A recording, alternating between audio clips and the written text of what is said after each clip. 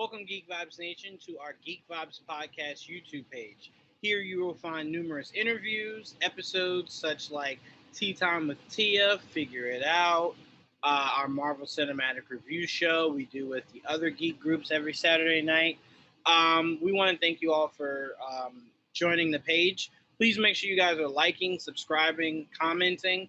Give us your thoughts. You see a video we have up, you want to share your thoughts, please do. We are live every Saturday for Marvel Cinematic Review. And please make sure you guys are checking the link we will have below in all of our videos for our merch store.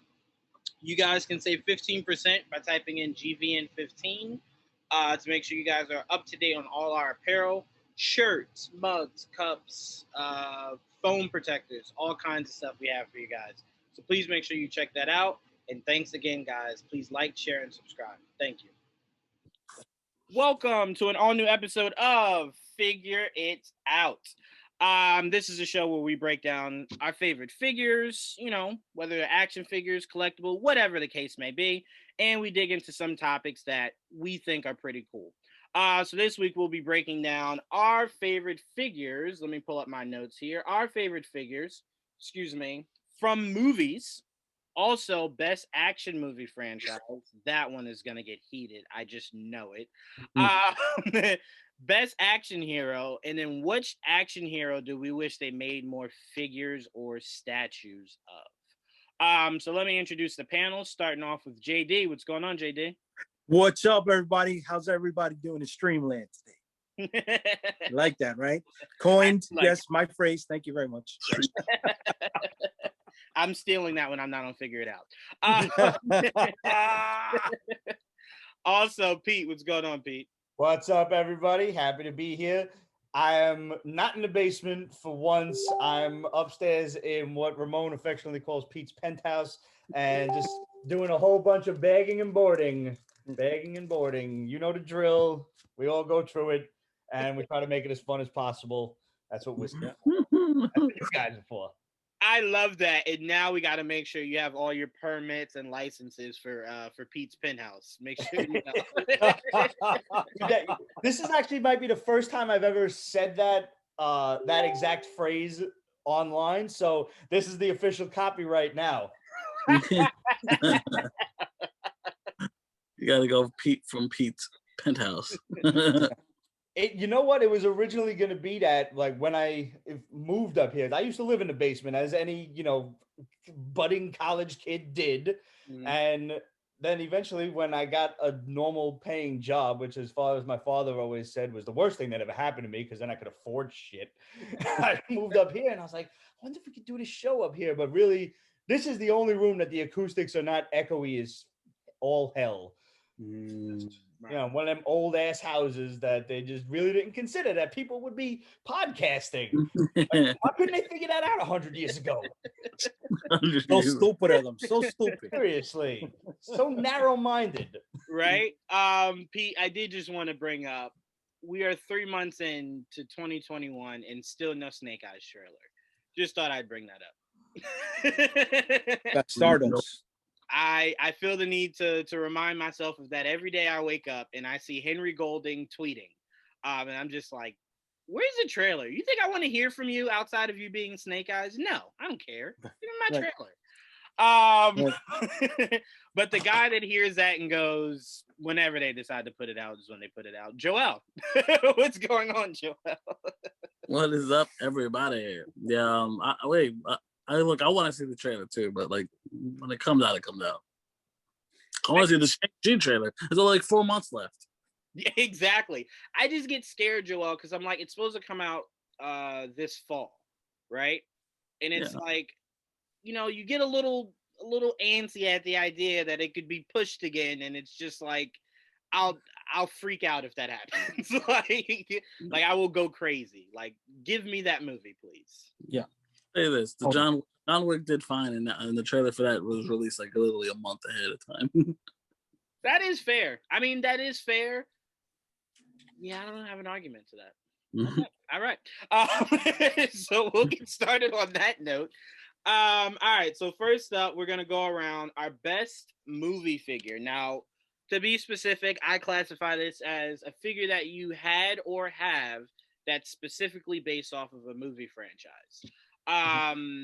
Now, for me, I showed you guys this before. I didn't bring them out again, but my Iron Man 3 Hall of Armor set, it's definitely my.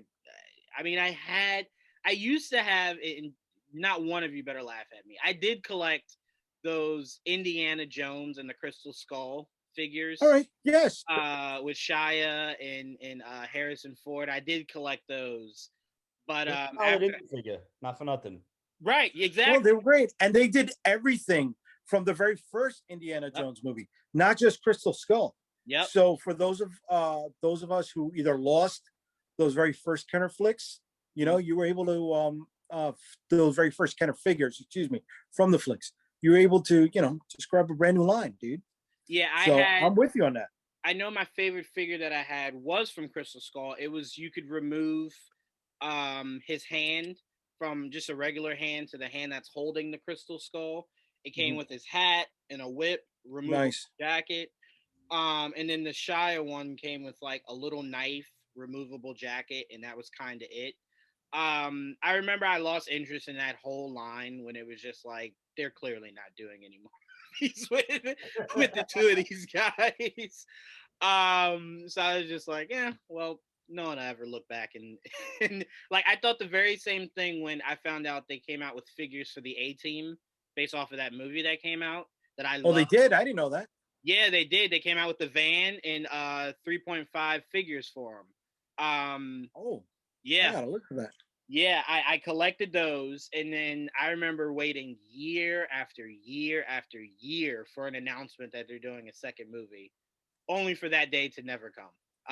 And now I kind of feel like, well, not every actor, but most of those actors out of that big four are just too big now that I don't think they would want to revisit it with the same guys, especially Bradley Cooper. They can afford Rampage. I'm sure they can afford Rampage. 1,000%. Rampage is the only one. He's the only one that they could have. I mean, hell, at this point you can't do it because Liam Neeson's like, I don't want to do action movies anymore. So it's like, done. Well, that's out of the way now. That really upsets me because I'm just like, I can't think of who else today would have just stood out the way that he did. Like, that was really, those were some of the best castings for the A-Team that you could have asked for. It's true. Yeah. Really were. Yep. Yeah. Sharlto Copley he stole that movie. Who stole that movie? Sharlto Copley, Murdoch. Really? Oh, yes. Sorry. I thought you were saying someone actually stole the idea for that movie. I was like, oh no. But no, I personally loved because I used to watch the old A-Team show. It was how I understood where Burn Notice was heading. I was just like, oh, you're just trying to be the A-Team.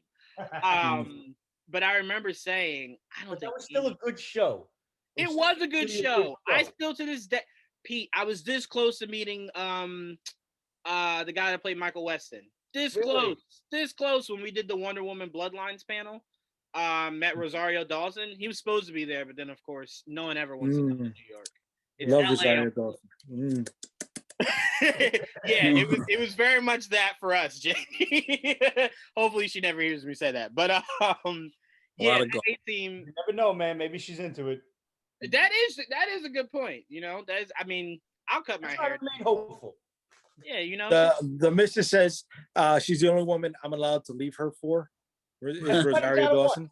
Everybody's got a hall pass. You know what? She gives me that. You know what I always hate about that hall pass? It's usually given because they know the likelihood of it happening is so far out. That's like, yeah, sure. If you want to leave me, Rosario, good luck. Go ahead. Yeah. You know, I always wanted someone to actually achieve that one day and see if their counterpart is okay with that. Like, could you picture if like your wife shows up with The Rock and she's like, "We're married now," and you're like, "What the fuck? What? Like, how did that even happen?" The missus has multiple pictures of her standing side by side with Rosario Dawson just to throw it in my face. And I remember that. Yeah. Yes.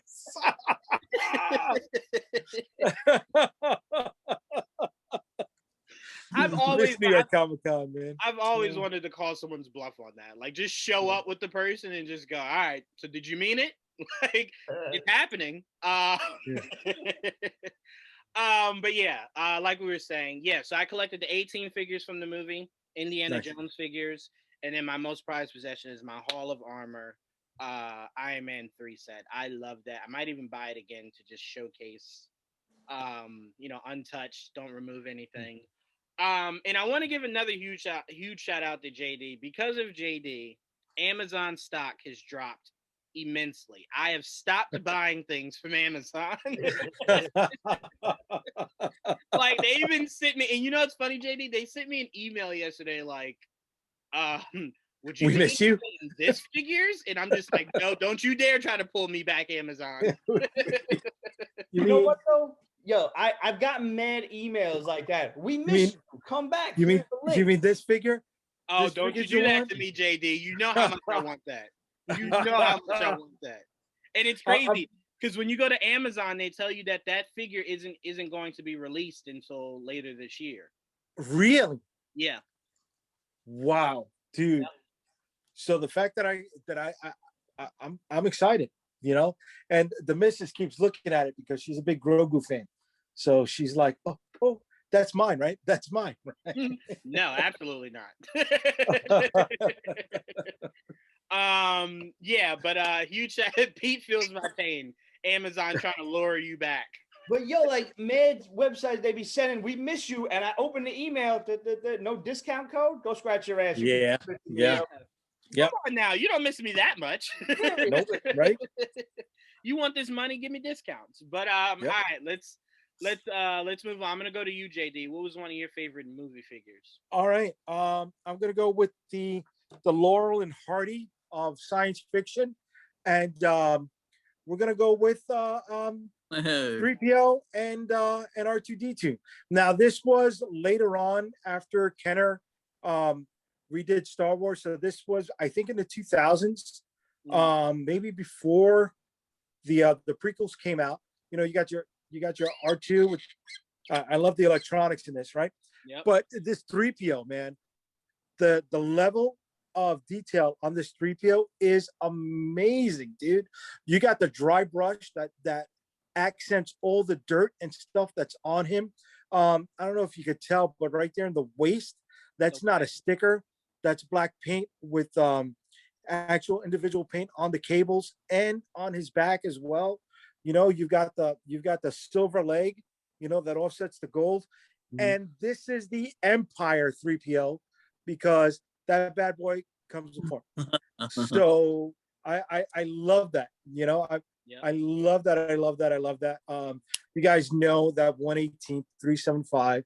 That's my jam. 90% of the figures that I have fall within that scale.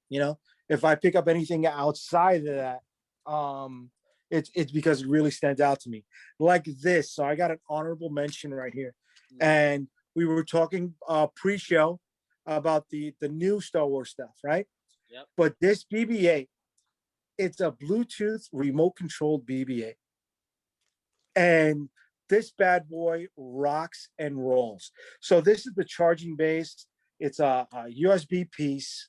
You plug it in, leave them on there, and with your phone, your tablet, this bad boy will rock and roll, man. If you guys have never had this, even the box design had a really nice matte finish. It had a sleeve on the outside of the box. Really great presentation. Magnet on the head pops off, keeps it together, spins, rolls. And if you got the app, this monster over here, I mean, he does little pre-programmed movements. So you got the nervous shimmy, you got him rocking back and forth. And if anybody can get their hands on this, it's going for like maybe $100 on eBay. It was originally like in the 70s. I recommend this to any Star Wars fan. Just displaying it is on the money, but the fact that it's Bluetooth remote control, definitely an honorable mention for a movie figure. For sure. And now that you said that, excuse me, I have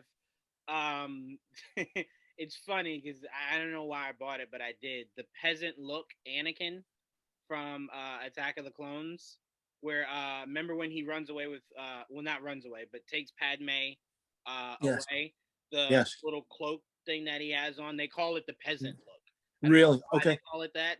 They call it the peasant look. Okay. And I love that figure, but I mainly only love it because there are a lot of Jedi figures that Star Wars creates that they don't have the little hole in the waist to put the lightsaber. And that irks me to no end. Don't do that. Then just don't give me the lightsaber without the extension. Just just get rid of that. Just give me just the lightsaber itself. But when you give me the small little piece, it's like, where is that going? Like it needs to go on his hip. Create the hole. So This is real world problems, right? yeah, Because yeah, dude, Pete, tell him way back when the lightsaber actually hid inside the forearm of the figure. Oh God. Dude, if you lost that piece, you're like, I didn't have he's got a flashlight in his hand the whole time. Yeah.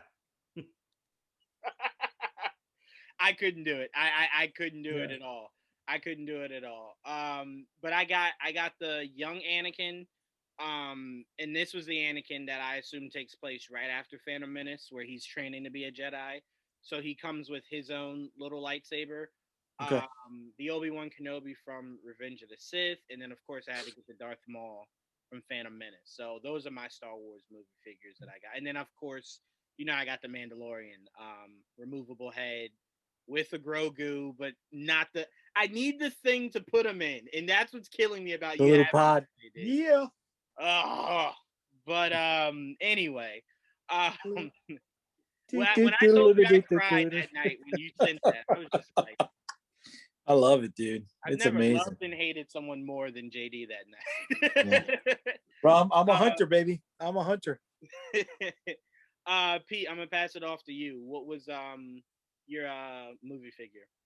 So I mean, I always loved the McFarlane movie Maniacs line, and nice. when you sent the message around like what the topics were going to be, I'm in the basement, I'm looking at them all, and I'm like, I can't decide between any of these. Like that's a whole other like horror movie toys or something like that. That's a whole other figure it out episode.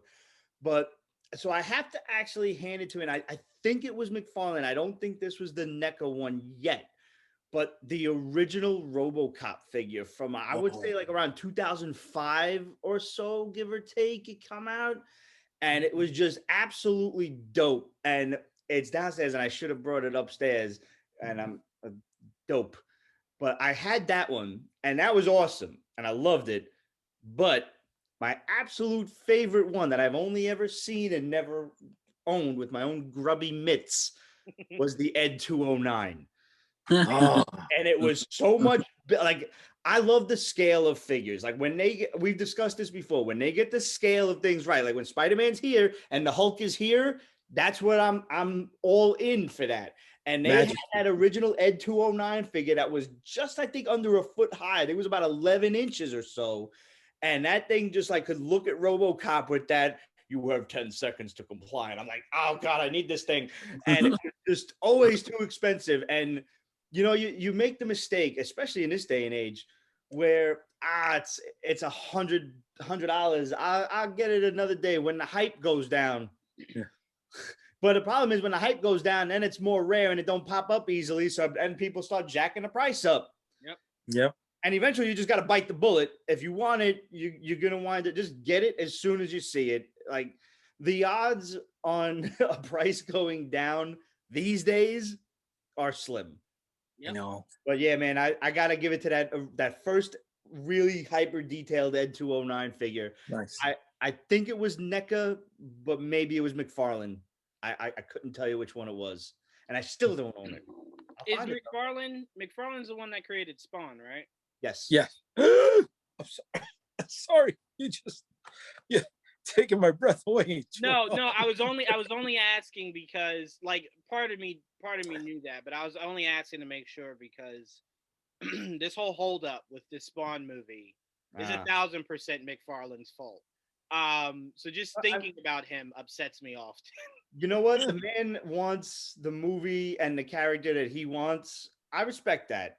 I do. But it to me, that's why I say if you created the character, should you be an input? For sure. Should you be the one trying to make it happen? Usually not, because usually what you want to happen is not how someone can sell a movie. So the idea that he's having, last time I heard, Joel, correct me if I'm wrong, the idea of having two cops be your main characters with Spawn in the background, but yet calling it Spawn.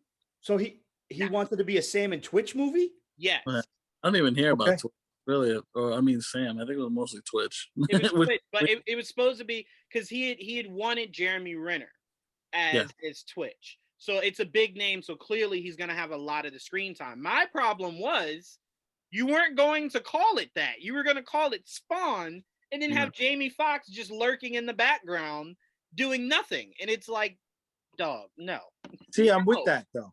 I'm with that because it was supposed to be a rated R, almost horror flick, right? And look at Silence of the Lambs, right? Hannibal Lecter only had 4 minutes of screen time, and that was his flick. Jaydee, time out. Let me ask you this: would you have felt the same if it was called Hannibal Lecter, but he was barely in the? That's all I'm saying. I don't mind him wanting to make a movie about Twitch. Just don't call it Spawn. Then I have. Well, they had the Hannibal Lecter Hannibal movie, right? And they gave us so much of Anthony Hopkins, eating Ray Liotta.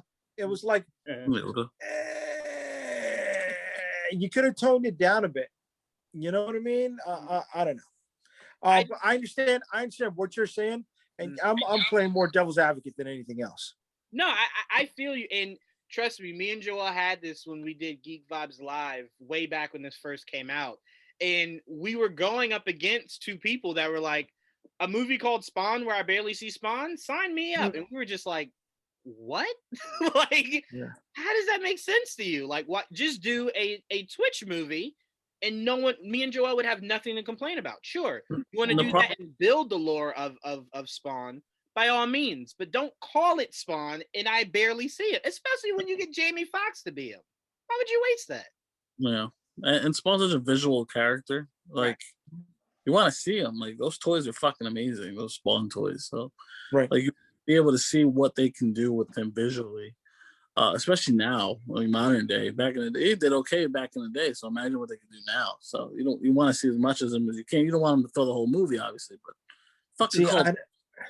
I don't think like his illustrations or the maquettes really translate that well onto screen. You look at the first Spawn movie, and yes, the CG was wonky and it's dated and stuff like that, but the cape was supposed to be the whole selling point, right? The cape is the selling point on Batman too. Let's be honest. Is that going to translate as well? Look at the Marvel way, right? They don't do comic accurate costumes. And it works like that. They can't do comic accurate costumes. I don't know that, because to me, where I give Feige and that costume department a lot of credit is they take elements of the origins of those suits and modernize it, because sometimes it's a little sore on the eyes to see, Thor in that old, you know what I'm saying, where the cape is like higher than his his actual chest piece. It's so I'm like, I get it, but when you look at what they did, you're like, it's not bad. Like, for example, I have it as my background. Clearly I can't show you guys because my screen's too bright. But Zemo from the wallpaper from Falcon and the Winter Soldier. To me, the mask was like, you needed to do that. They did a great job. But to me, I do think you could have done the purple costume in a more modern way. But if they stray away from it, I get it. Because to some people, all that purple at once is just too much. Right. Just too much, So I get just like Spawn's calf spiked bandolier, being too much to walk with and not cutting off the other leg. I totally get it. There's limits. I would like to see, whenever they do a Spawn movie, I would like the aesthetic of him being ghostly a lot. You know how like Batman is more like the shadow guy. Like, have it to be where you see Spawn's face and maybe a little of his torso to get some of that cape, But when he's not fighting, it's kind of like he's ghostly, like he's not really there, like the Less, aesthetic of it. less is more. You tease the viewer, and that's why you make a Spawn movie and you keep him in the background. No, I will never money. sign off on that. And you save money. Yes. Hell yeah. Well, it seems like that's what he's trying. You know, all right, let me tell you the real reason I hate it, Jaydee, and I'm gonna go to you, Joel, for your movie figure. I hate it because clearly it's being done to lure people into the movie for it to not be what you're expecting. It would be like if I told you, y'all, the Batman comes out next year. Can't wait till y'all see it. We sit in the theaters and it's all about Jim Gordon and Bullock, and Batman is just the guy they talk about in the background. People would riot if I gave them that kind of movie. So that's what I compare it to where it's like you're luring me into the movie because you know I like Spawn and I like Batman, but you're doing that to sell a different movie than what the name is advertising. So you're saying like only seeing the fully fleshed Joker in the last 15 minutes of his flick? Yeah, yes, 100%. That's what it is, 100%, right? Prior 100%. to this Joker movie, almost every superhero flick or origin movie, prior to this new age of superhero films, was a good 75 to 80% of the movie. The origin story, the build up, you see the character building up, and then only in the end do you see the costume. I see what you're saying, and I'm saying I'd be fine if the movie is about Spawn, but I don't see him suit up till the end. I could live with that. But calling it Spawn and then not even really seeing Spawn at all in any facet, that's to me. Spawn a character that's not really a costume. You know what I mean? It's a living. But what if part of him. Right? Just playing devil's advocate, right? Mm-hmm. What if the movie is about Sam and Twitch investigating the murder of Al Simmons, right? And you go to flashbacks into who Al was, and then them discovering the link to who Al is and who Spawn was, popping in bits and pieces of their investigation. Fan film, you know what I mean? Yep. That's why I'm a writer. Thank you very much. Thank you. No, I mean, pick up any of my books. Unstoppablecomics.com. Shameless plug. Watch your feet while I drop it. I love that. Watch your feet. I'm stealing that line. Yeah, I'm putting it in my notes now. Geez, now I can't get that out of my head. But no, what you're saying sounds dope. But to me, just call it Sam and Twitch. That's it. There you go. They were gonna do a Sam and Twitch show too. They were working on that. Yes. They were. So he was just was gonna do it. So he was just like, I could put it all in one movie. And that animated series was on the money. I don't know if you ever saw. Yeah, that show was awesome. Of course. I got all three seasons on DVD, dude. Awesome. Yep. I love it. And they put it in the perfect place too on HBO. Yeah. So it's exactly what it needed to be. 100%. It was traumatizing, but awesome. Very traumatizing. Very. But all right, Joel, what was your favorite movie figure or collectible growing up? Yeah, well, I didn't really buy a lot of movie figures. So mostly, if I did, it was usually when I was a kid. So I do remember as a young me, I loved like Ninja Turtles, like I mentioned in the past. And I got the second movie had their figures were just different than what I was used to from the Ninja Turtles. They were a little stiffer toys back then. They were short and they couldn't really open their arms. It was just their wrist that can turn, and it was weird. But when I got the movie toy and it looked just like the movie characters, I fell in love with it. Like eventually, I got like the bandana in the back was longer and it would sway, and then he could actually move his knees and his arms would open wide, and it was fully figure. I like almost like the Spider-Man toy I had. Maybe not as mobile, but it was that flexible, and I fucking loved it because I could actually move it around. Unlike the old Ninja Turtle toys, where they're very stiff. You know what I mean? So that was probably my favorite movie toy, and it was literally from Secret of the Ooze. So it was from the second movie. So that was probably my favorite toy growing up. Movie toy. Yeah, they just Joel, you saw we posted it on Twitter, but they're doing the Ninja Turtles game for the consoles and PC. Yeah. And it very much looks like the arcade version.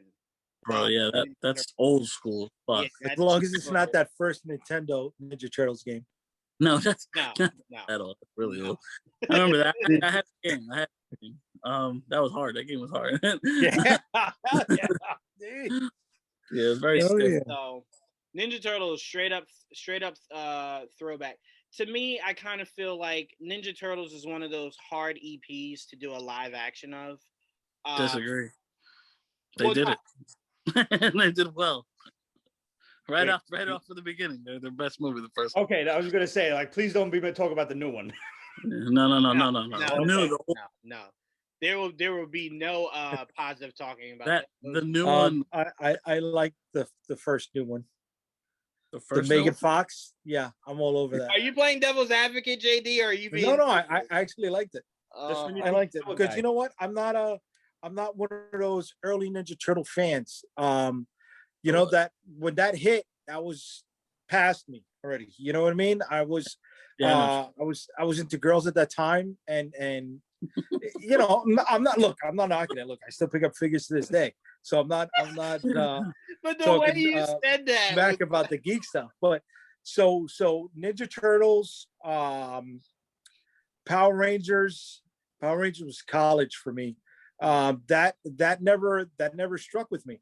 So seeing it, you know, the Michael Bay thing, I was like, okay, all right, I see it, I can dig it. I appreciate Ninja Turtles. Don't get me wrong. If it wasn't for Ninja Turtles, you know, Eastman and Laird, I wouldn't be doing independent comic books today. You know, they laid the groundwork for everybody. So that's definite mecca. They're up there in the Mount Rushmore for me. Especially when you look. What's up? I get that mentality. Like Power Rangers was a little past my time. I was in 8th grade when Power Rangers dropped, but I would still secretly run home. We got out of school at 2:00 in my grammar school. Like my school was kindergarten through 8th grade. Really? So I would run home at 2:00 to catch Power Rangers at 2:30. Not because I thought Power Rangers was dope or anything. I like martial arts. I was, you know, super into Van Damme and Jason David Frank. Respect to him. Like he was the only real martial artist on the crew. But Amy Jo Johnson was ridiculously cute, and I'm just like yeah, it wasn't until I got older that Power Rangers, Mighty Morphin specifically, always bothered me because it was just like looking back when I got older, I was just like, they make Zach dance a lot in this. Like he would made a martial art based on dancing. That's what I was gonna say. He would start breakdancing before what? he would fight, Wait. and I was just like, they called it. What did they call it? Hip hop keto. I love it. Shit, you not. Yeah, I just to me. Who was his mentor? Like, Billy Blanks? Yo, seems like yeah. Come on now, on Billy. But no, it offended me when I got older. I was just like, he's dancing as he's fighting. Why? Like, why did I have him just dancing all the time? But no, I understand where you're coming from, Jaydee. I personally was forced every time we had a Friday where our teacher wasn't there and we had a sub, or the teacher was just giving us like an off Friday. They would wheel in that old ass TV and put those Ninja Turtle movies on. And I used to just sit there like, can I go to sleep? I can. I'm going to go to sleep. It wasn't until the cartoons that got me into Ninja Turtles. But I do know, regardless of it's the old school movies, the games, or the cartoons, turtles aren't supposed to be the size of a fucking house. Right. Like, it doesn't matter what iteration you're from. That's just never the case. They're too funny. Yeah, dude, it's fiction. I went with it. You know, and we already spoke, you know, ad nauseum the last few times how I'm just tired of whole cancel culture stuff and everybody complaining. Fuck it. Fuck it. Let it be what it is. If it doesn't work, it doesn't work. You know, franchises are rebooted like every 5 to 6 years so they could capture the next generation. And that's just one of the reboots, you know. How many times has Ninja Turtles been rebooted since those 2 movies came out? That's my fair. God. To me, twice, I think. Twice. But to me, Jaydee, my biggest issue with it was there was never an explanation as to why they were that goddamn big. There weren't. And the scary thing is, go ahead, Joe. I'm sorry. No, I'm just saying it was just a choice by the director. Right, but I'm saying within the story, it wasn't like this was an extremely high radiation of ooze that heightened the, like, it was never explained. It was just there's no explanation why they're smaller either. I'm just saying that was right decision. That's all. Well, I always assumed from the originals they had stopped because that was the age that they had just stopped at. Like they had just never gone bigger. But to me, you've made them they look like the size of Megazords, and it was just Yeah, I don't like that they were big at all. I hated that. I liked a lot of the designs, but I just thought they were too big, and I wasn't a fan of the weird nose they gave them. Well, you know what, Jaydee? I'll give you this, and this is honestly from the heart. I would have accepted those movies had they been the accurate size. Yes. Okay. yes, I agree. Okay. Yeah. Okay.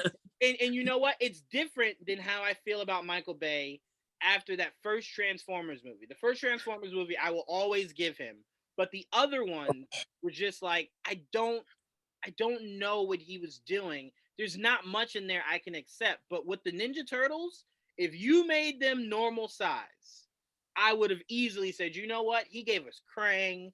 He gave us Bebop and Rock. That second movie gave you everything. Bebop and Rocksteady. They gave us Sheamus. We flip flop when it comes to Ninja Turtles or Transformers, because I hate the Michael Bay Transformers movies with a fucking passion. The fact that the hand I actually like the a first gun, three. a missile launcher, a backhoe, whatever the fuck it is, the guy with the gun face, it didn't do it for me, Jaydee, and then go ahead, Pete. I wouldn't have been so angry with it had I not seen the Bumblebee movie. And those first 10 minutes of the Bumblebee movie, I will pay to go see that again just to watch that first 10 minutes in the theater, because that is the Transformer movie I wanted. And you showed me you could do it. I agree, but it's like looking at the first X-Men or the first Spider-Man movie. You got a grade on the curve. We hadn't evolved to that level yet. I dig the first movie. When I'm in the theater, my boy had seen it beforehand. He's like, yo, you got to come with me. And I was like, all right, is it that good? Let's go. And when I heard Peter Cullen again after all of them years, like, I am Optimus Prime. I'm like, oh, that voice. That voice. But I'm humbly requesting now, like I'm gonna just put in my request for like a all-on Transformers episode, because I'll go to town. Let's do it. Yeah. Hell yeah, let's do it. I've been into Masterpiece Transformers since like the beginning of summer. I went crazy. So as long as we don't go into that shitty Beast Wars period, I'm okay with it. That'll be the only thing, fellas. I'll bring them out. I'll find them, my Beast Wars figures. Yeah, man, I'll dig up some Beast Wars figures for sure. Although Pete, did you get the Beast Wars Optimus Primal masterpiece? I did not. I own one Beast Wars figure that I just recently bought, and I actually happen to have it here. I'll show it to you. So they opened the new comic shop in my neighborhood, and the one at Greenpoint, right?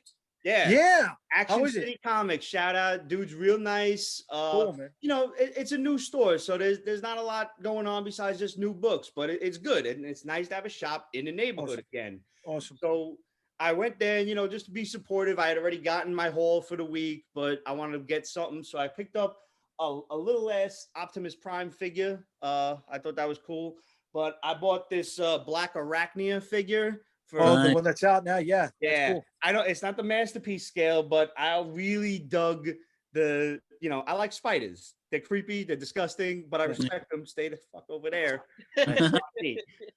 So I haven't even opened her yet, but I'm like, I gotta pick this up for Black Arachnia. If you guys can get the cash together, my cousin is a huge Transformers from one end to the other. So he's got the money for the masterpiece stuff, and he picked up the Optimus Primal masterpiece. Nice. That is an amazing figure, and the little details on the side that come with it. So his weapons come in a box, in a crate, a banana crate. Nice. And he comes with a matrix of leadership also. And I'm like, that really works. He leaves him in the beast in the ape form, because the detail on that outweighs the detail on the robot form. So that masterpiece Optimus Primal, wow, money in the bank, guys. I need that. to loop us back around. Yeah, like I said, I get where you're coming from about Transformers, JD, Yeah. but it's where we're coming from about Ninja Turtles. Understand flip flop? Yes. Yeah, But yeah. I will always stand on loving that first one. And that's why I told you guys, that's where my hate for Michael Bay came from. Because I thought he did a great job on the first one, right? So I'm like, I see the trailer for the second one. I'm like, all right, you got me. I didn't like the second one. Saw the trailer for the third one. I'm like, all right, sometimes it's hard to, do a great sequel, not sequel, but a great follow-up. But that third one usually hits. Saw the third one, just went, no, you're just progressively getting worse. And then I continued to let the trailers influence me to keep spending money to see these movies. So now I have this hatred for Michael Bay because he tricked me every movie. And that's why when I went into Ninja Turtles, I was just like, I'm not gonna let you do this, Michael Bay. I'm just not. I saw the trailer and saw how large they were. Like when Raphael fell on the car, I was just like, he's the size of the car. his body's bigger than the car. Like, whoa. It was just frustrating. It was just frustrating. But like I said, if he had made them regular size, like they were in the I get it. cartoons, I would have accepted it. And the old movies. Right. I would, not only would I have accepted it, Those are I'll great. go as far as to say they wouldn't have been bad movies at all. Had they No, I don't think they would. I would have liked the redesign of Shredder. Yeah, I'm a Shredder another guy. thing. Yeah, I'm with you on that. They really looked like a walking kitchen utensil on this. Right, no. The You guys original missed the Shredder from rant the old when movie. Pete didn't get. Oh, sorry. Go ahead. No, No, I mean, I'm just saying. I never thought I'd see the day that they do Bebop and Rocksteady great. They did do good. Krang great. He and did good. Whiff on Shredder. Yeah, I don't know what fuck. Why? I didn't need to see him without his mask on either that much. I hate that. No, Pete went bananas when he missed out on the Super Shredder NECA figure. I got it though. Super Shredder. So, honestly, shout out to NECA on this one. Like they saw what was happening in the aftermarket on eBay with these assholes just selling this shit for like $150. It's a $30 figure. I'll give you $50. Because you got it ahead of time or whatever. Yeah. Or you spent the gas money to get it. Right. Well, like just side note, like dudes be waiting on the Funko line at Comic-Con and they want to sell the shit for $40. You waited on the line. You ruined your day at Comic-Con. I'll pay you for that. Fine. I get that. Stripes. I'm not giving you 5 times the price of a figure. I'll punch you in the face and steal it from you. I'm from Brooklyn before I do that shit. But NECA turned around and said, well, screw you, all you scalpers. We're just going to re-release the figure. And they did. They've put it out on pre-order all over again. And that's awesome. I got mine maybe a month or two ago, whatever it was. Okay, cool, man. I do want to very cool. I do want to ask you guys, because I've been mulling this over, rewatching I rewatched that Ninja Turtles animated movie that came out maybe 2010. The CG animated one or the cartoon animated one? Yeah. I really did love the heart of that movie. I love that movie a lot. I wanted to ask you guys, would you be interested if they started a Ninja Turtles franchise with the history of Shredder and Splinter, and then it ends with the ooze leaking over the turtles, and then that launches us into the Turtles movies, but it starts you off with something that's never been done before, to where it's a movie only focused on Splinter and Shredder and their history, and then it ends with the birth of the Ninja Turtles. So the next movie we get right into maybe some flashbacks of training, but we get into the meat of just starting that story. It's not an origin. It's not a fleshed out origin story anymore. It's more so just right into whoever you want the villain to be of that first movie. Well, when Nickelodeon and Viacom start their own streaming service, that'll probably be a show on that. I mean, to me, like you always say, JD, you don't want the rehashing. And to me, that's never been done before. I'm a big fan of the guy. Funny the movie. Wait, Pete, and now I'm going to go to you, Joel. I'm sorry, who's with me? Go ahead, Pete. Yeah, go ahead, Pete. IDW was killing it with like turtle books, and they started to delve into that and just exploring like the origins of the Foot Clan and stuff. And I'm grossly behind on the series, but they did it in such a way that each of the mini series and each of the offshoots all connected back to the main series. So you actually yeah, you kind of had to buy it, but you wanted to buy it. You didn't bitch about having to go and spend extra money on a miniseries. Right. And if they do it even half as good as the IDW comics, I'm totally with a series like that. Yeah, I agree. The Last Ronin story is really good, man. Yeah, so far it's been killing. Yeah, Joel's been telling me about it. And Joel, to your point of you don't necessarily need it as a movie. No. I don't necessarily need it either, but I will never turn down an amazing martial arts movie. And that's what that would be chock full of. So to me, it would all depend on who you cast. You know, who are you going to cast as Splinter and as Shredder? I'm gonna throw this. Henry Golding. Oh, Henry Golding. You're not gonna pick on my boy Henry Golding, Jaydee. What were you saying, Joel? No, Hamato Yoshi is Splinter's name. Right. But I mean, I would. You give me a really good martial arts film, I would actually like Gareth Edwards. Oh yeah. I would love. to direct that. Just be martial arts up and down. And then whoever you cast as Splinter just has to carry on to being just the voice. Going forward. Or mocap. Or mocap, whichever. I'm basing it off of I don't know. I don't know where I was going with that, but yes, you could do mocap.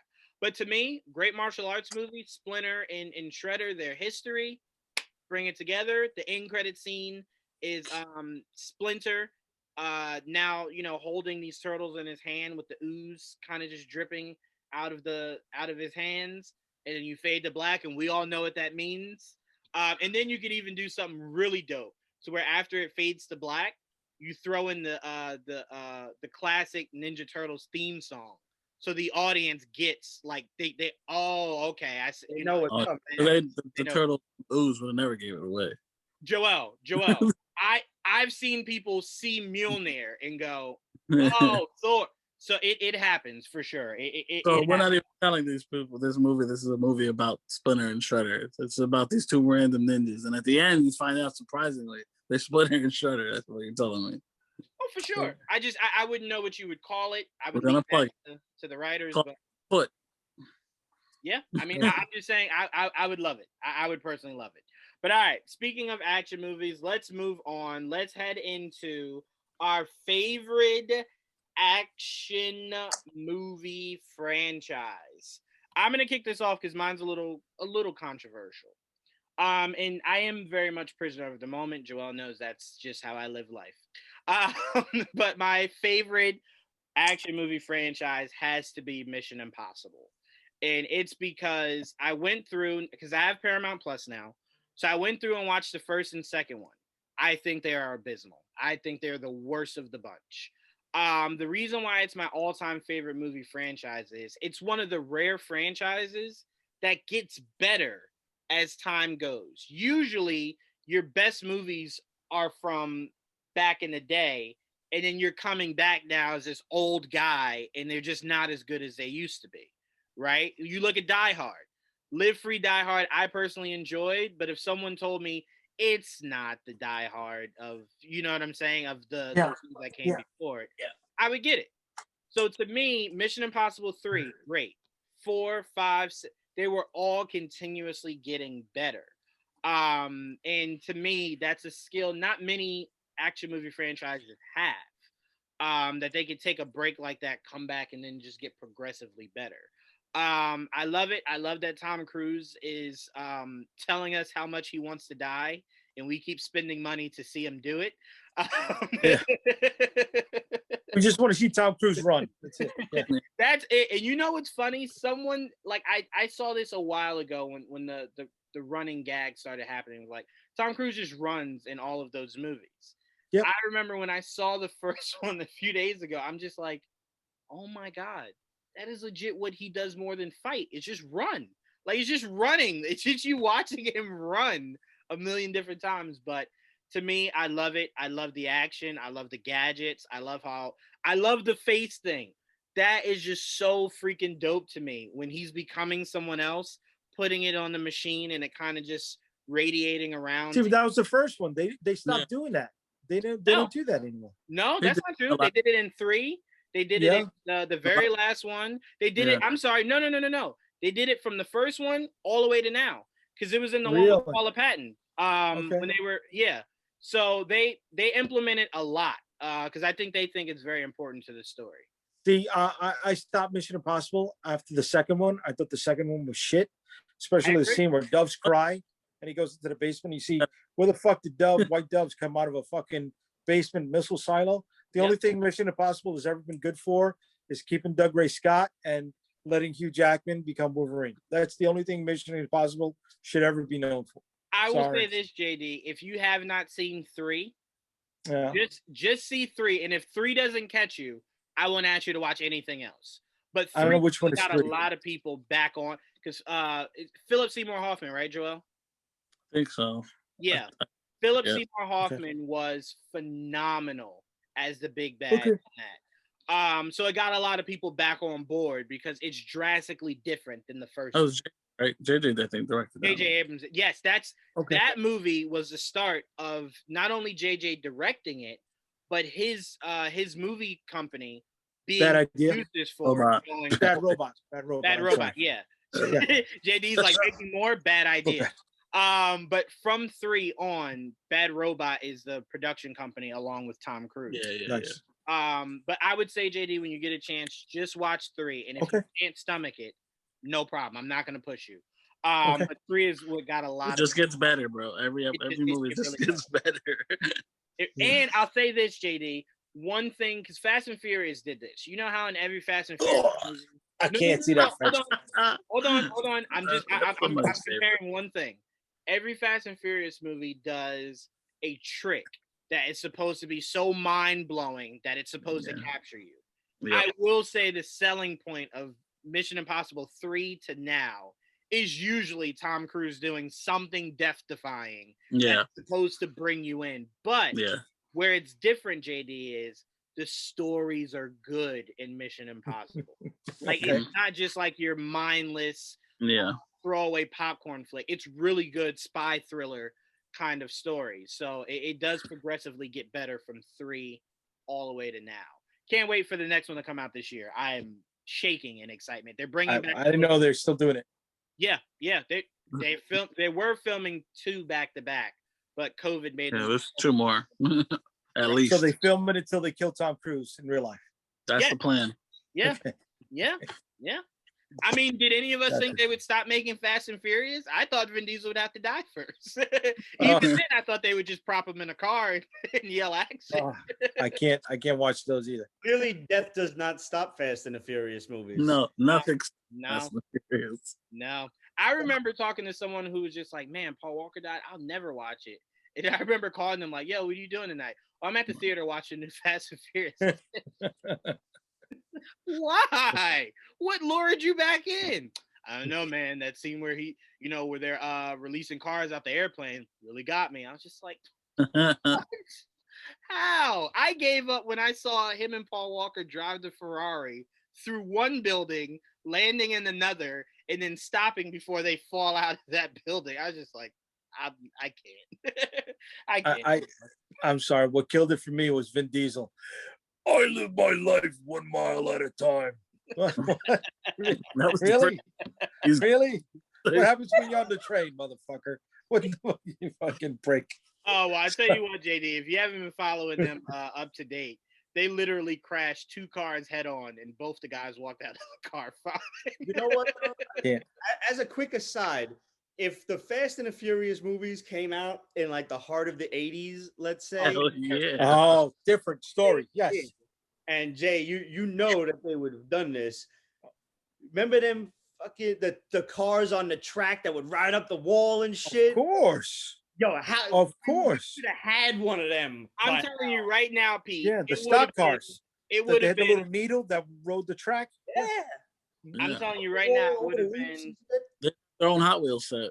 Yeah, hell yeah. Yeah, it definitely would have been Fast and Furious starring Kurt Russell. 1,000%. I 1,000% believe it would have been. Kurt Russell is a gem. Don't mess with Kurt Russell. No.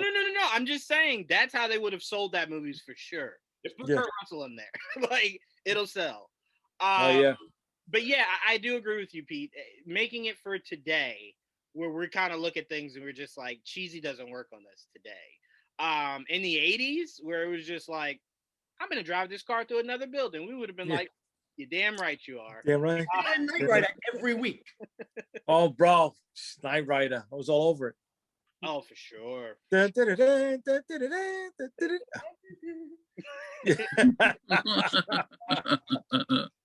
yes. Man, I show my age too much with you guys, man. Fine. We love I it. am going with Mission Impossible. Love it. When I hang up with you guys, I'll probably go back and watch 3 all over again. Jaydee, I'll go to you next. Your favorite I'm torn between 2 franchises. It's the same actor in both franchises. Well, it's the same actor in the majority of both franchises. But I'm torn between Lethal Weapon and Mad Max. I know people are not a big Mel Gibson fan anymore, but Lethal Weapon, that first came out, I think I saw it around Easter break. Definitely didn't come out during Christmas. And it is one of the Christmas trilogy movies, I'm sorry, along with Die Hard and Gremlins that you need to watch. So Lethal Weapon 1 all the way. But, dude, we're talking cars, so let's keep this car theme going.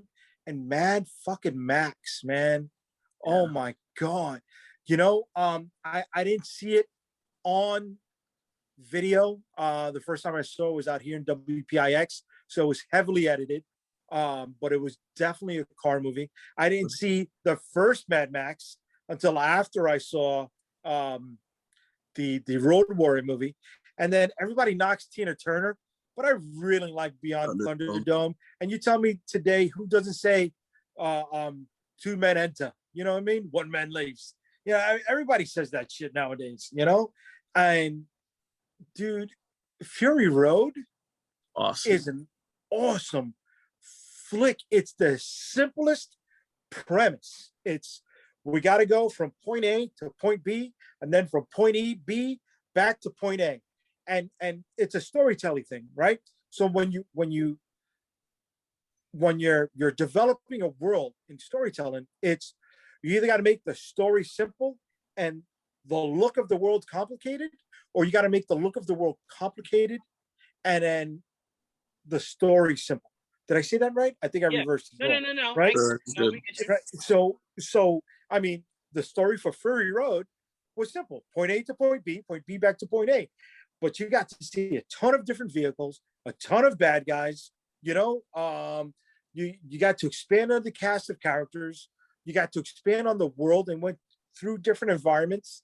And then, you know, same thing with all the other Mad Max movies. And then you've got, you know, all the fan theories about that. Is it, you know, is Max one person, or is Max, you know, just different stories that are applied to this one idea of the Road Warrior concept?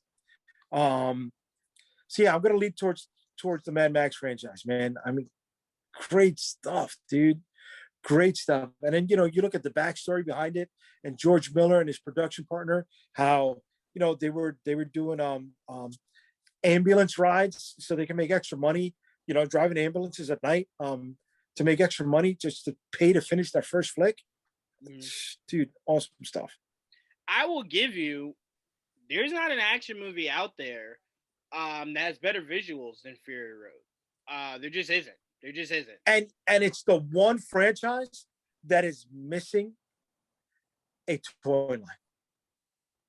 Oh, yeah. Yeah. Well, you don't see the Interceptor. No. Hold that off. That's one of our topics. Hold that off because we'll circle back. To okay. That leads into that. Yeah. Okay. Good. I tell you right now, you sell me a 3.75 with some of those cars, I'll go broke in a second.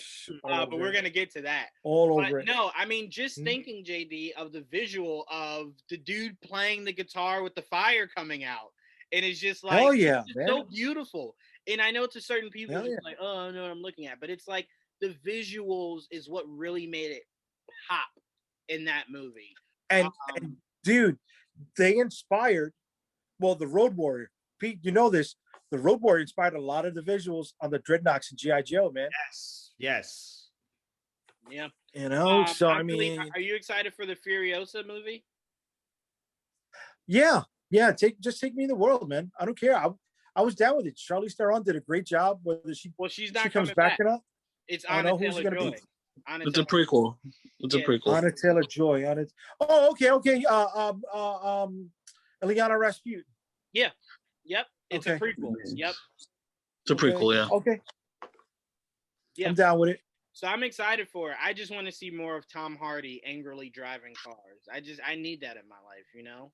I want to But see. is he going to be in it or no? No, because it's a prequel. So, no. It's a prequel. Yeah. So if they're not bringing Charlize back, it would make sense that Tom Hardy would obviously be much younger. Yeah, much younger. But I'm with you, Jaydee. There's not many movies that I could go back to. And it's so crazy. Fury Road seems long, but it's not that long. Me and Joel just sat through 4 hours of a long movie, so we know it's long. It's not. It's not and that then, long. You know, you got part of the cast that was supposed to be in the George Miller Justice League movie. Yep. You know, you had the woman who was trapped in that steeple, that she was the young Amazon maiden. She was supposed to be Wonder Woman. You had Hughes Byrne, who did Toe Cutter in the first one, that he was Lord Humongous. He was supposed to be Martian Manhunter. You know? Yeah. Yeah, I really enjoyed that. I'm glad you put that up here. That deserves a spot here for sure. You had two iconic actors in Mel Gibson and Tom Hardy. So it's like, I mean, come on, you know?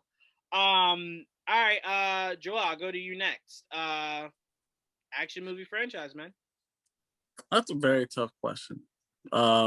Especially because I grew up in a time where like action movies were the shit. It's the 80s, 90s. That's what you live like. But now it's the superhero genre. But back then it was just legit action stars that dominated the box office, right? So I grew up with Rambo and RoboCop and Terminator, and I loved all, especially RoboCop. I loved fucking RoboCop. When we brought it up earlier, I was like, I fucking love RoboCop.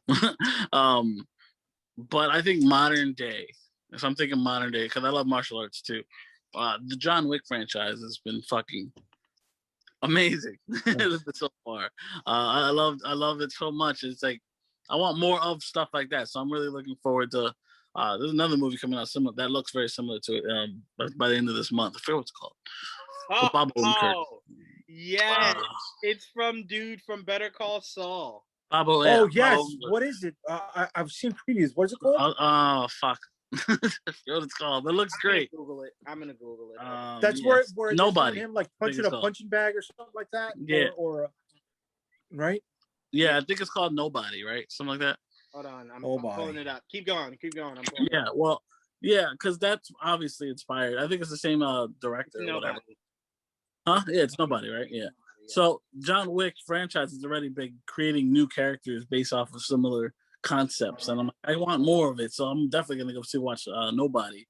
And there's already a 1 and a 2 and a 3, and there's gonna be a 4, and there's gonna be a series based on the hotel with a whole bunch of assassins. So I'm like, modern day John Wick has my action heart. And 4. Okay, I'm sorry. I was thinking about you saying Nobody, and I was reading about it in Men's Health magazine this past month. Bob Odenkirk was trained by the guy who he's a Brussels dude. He's not as famous as Van Damme.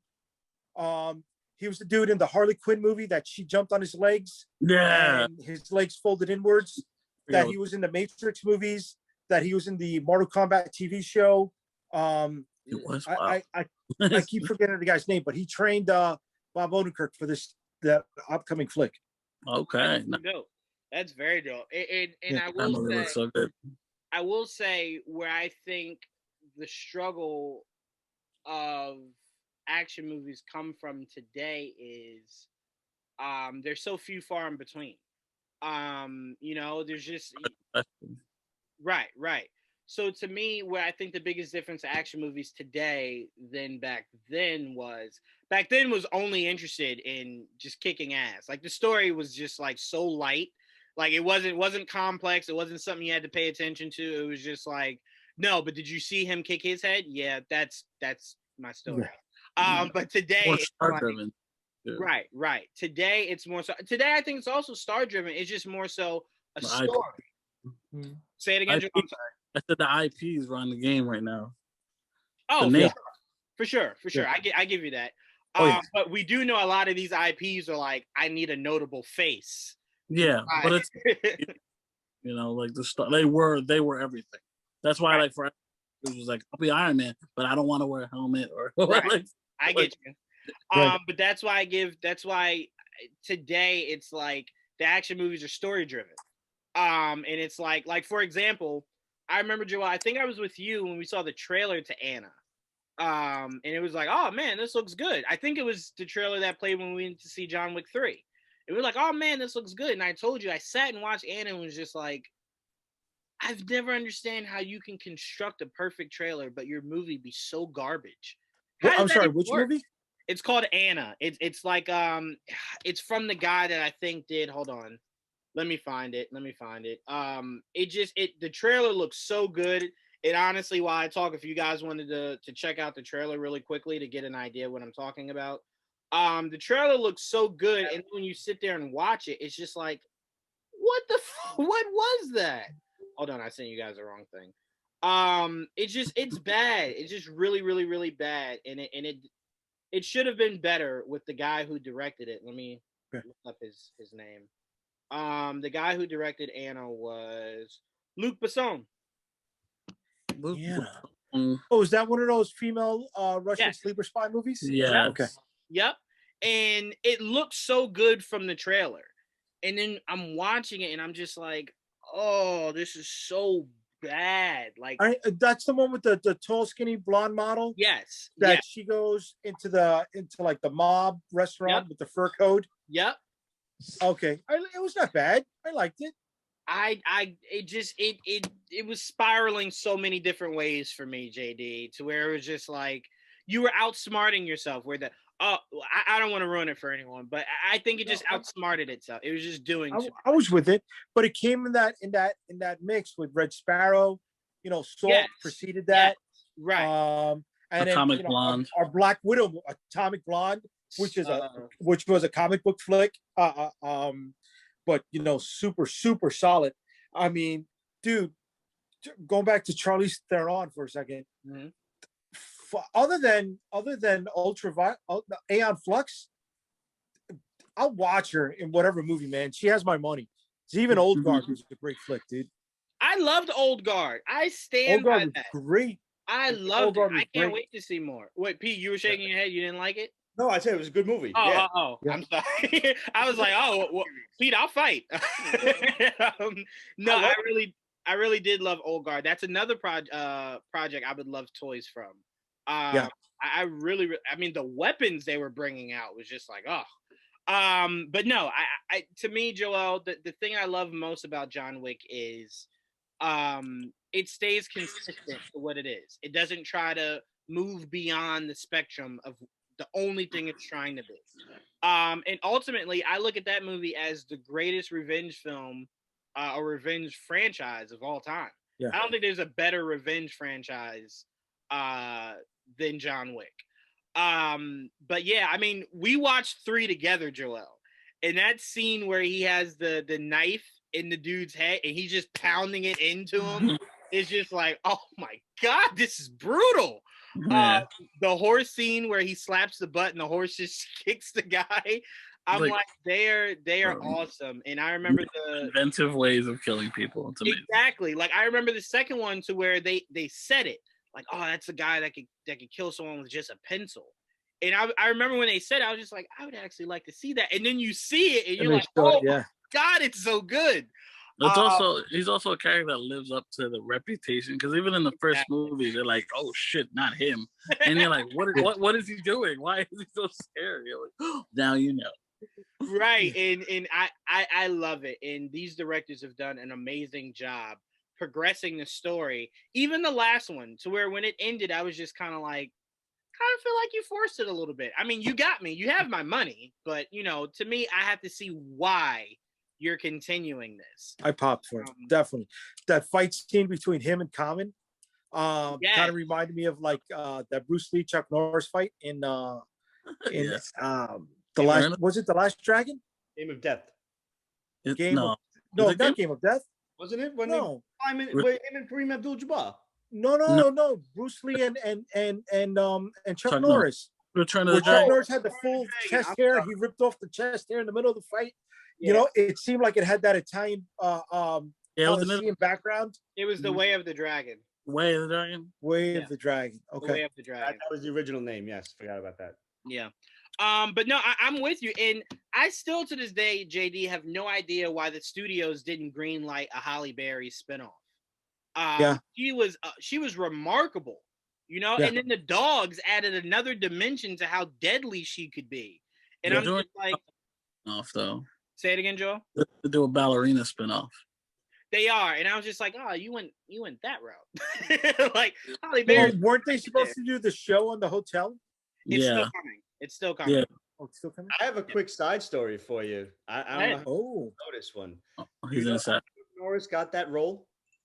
How?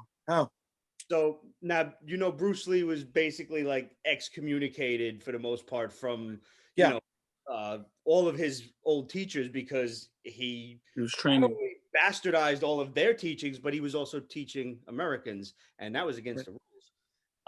He was kind of embarrassing them by taking like this doesn't work, this don't work. We're going to use this, and this from all of these different systems, and that's how he can go. So he was, putting up.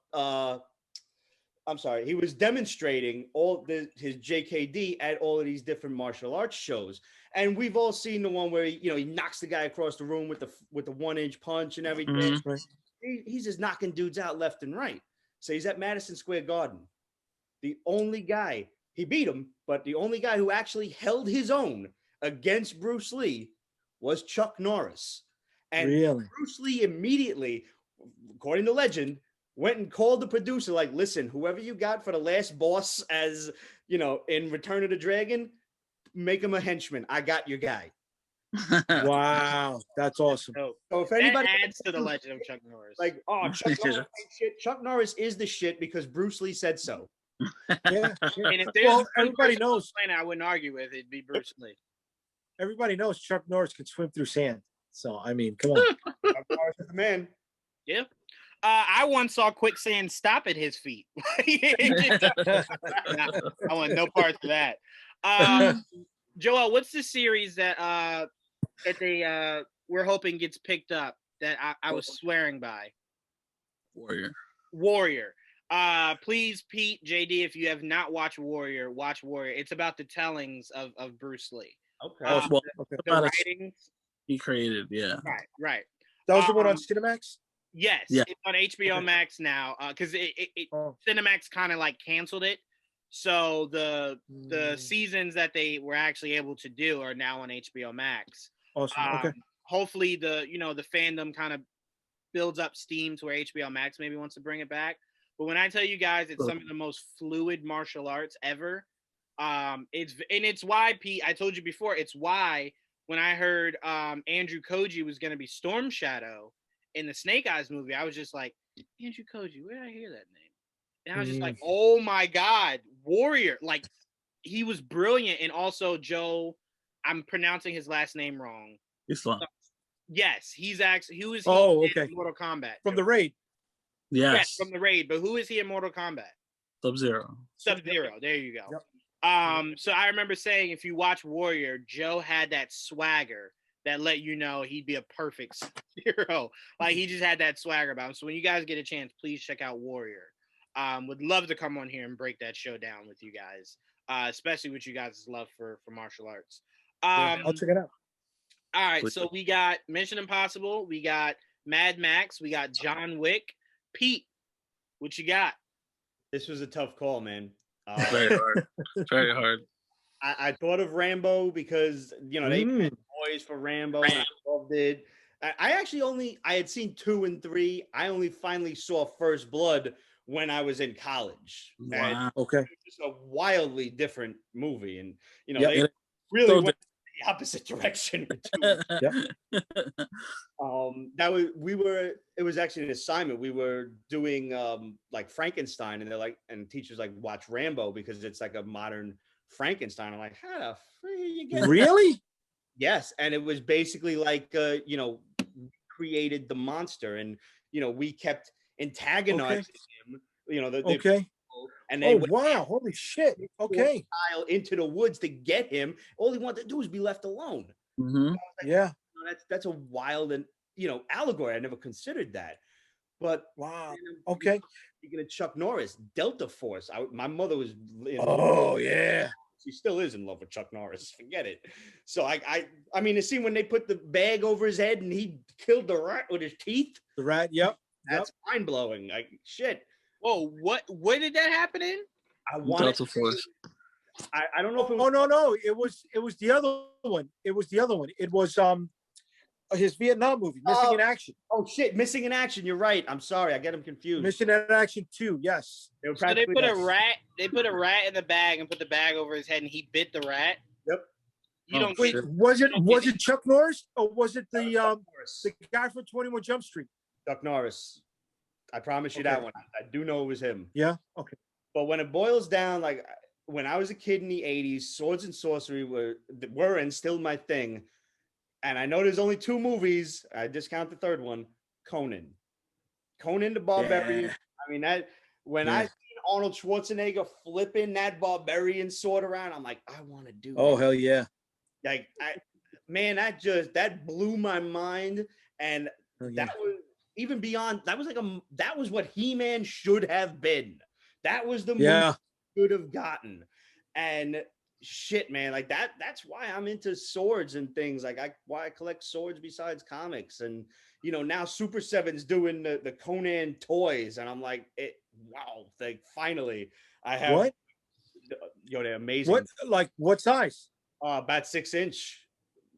Sorry, really? But yeah, they look really nice. They're detailed. They're like mad big on top. They even got really James Earl Jones. Yo, they're dope. Oh wow.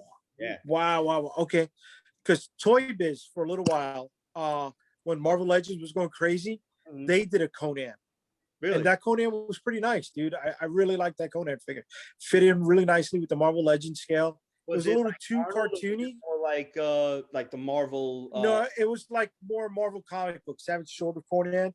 So he had like this big green fur cape, but it came with a ton of accessories. He came with the He-Man double-bladed axe. Came with 2 different swords, one that was in a sheath, and one really big fucking monster, Claymore styles of a sword. I think he was a 2-pack with like a death dealer villain. He was all in black. He had that helmet where all you saw were the 2 red eyes. Speaking of another show we could do is anything Frank Frazetta. Like I'm a Frazetta fan. Fucking yeah. Hell yeah, man. Hedge Knight stuff. Hell yeah. They came out with those toys, like the actually 3 3/4 inch Death Dealer figures. Did you get a hold of them? Wait, who did that? The reaction stuff? I want to say I got them through a Muck Time Toys. Okay. About $30, but yeah, okay. They're super detailed. They're fantastic looking. I'll send you. Yeah. I want to take a look at it. Conan I've actually is definitely my guy. I've actually never seen Conan. Oh my God. Would have been turn off the show. Stop recording. Stop recording. What would have been my introduction to it had I have actually watched it would have been Momoa's version of it. I have to say this in response to that. Momoa was perfect casting for the Roy Thomas looking Conan of the 70s. He looked okay. The rest of the movie sucked around him. But Jason Momoa can do no wrong in my eyes. The man is fantastic. He's a nice dude. I never met him personally, but I have been mere feet from him when he's just being fucking awesome to fans. And the guy could have been a great Conan. He's built for Conan. He's perfect. And the movie was terrible. Yeah, I'm completely with you on that. It just, I don't know. There was just something about the trailer. It was around that time where Michael Bay was swaying me, and I was just like, trailers aren't going to do this anymore. Peter Todd fighting on a, I don't know, it was like a balance beam thing. Like, what? Yeah. And then the bad guy didn't do it. Stephen Lang was not fit to be the antithesis to Jason Momoa. But Juwaan, you got to see the first Conan just for Arnold Schwarzenegger's level of dedication to actually bite into a dead vulture that was placed on his shoulder. a legitimate.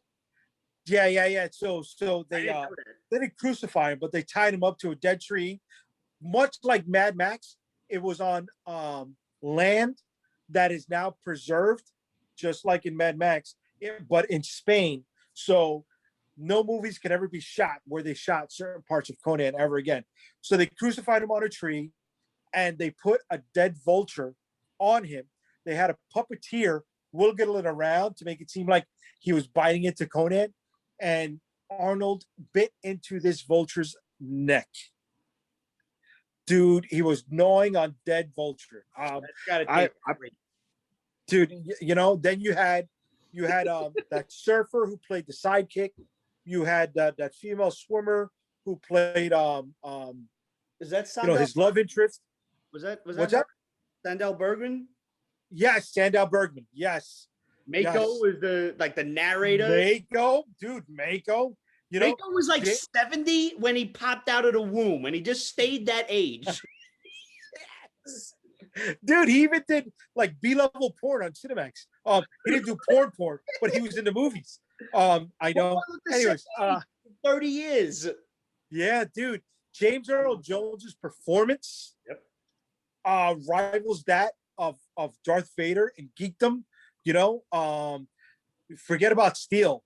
Flesh is the true power, and just oh my god, dude. Yeah, remember that scene, Juwaan. Just watch the movie. Oh god, it's so good. Oh my god, I'll put that on my list. I'll make sure I check that out for you guys. You guys check out Warrior. I'll check out Conan. Fair enough. Fair enough. I like that. Okay, all right. I'll make sure I check out Conan then. All right, so that leaves. Go ahead, Jaydee. Did we lose Joel? No, Joel had to go. He had to drop out early. Okay. Yeah, he was really upset he couldn't finish, but he had to drop out. Okay. So huge shouts out to Joel.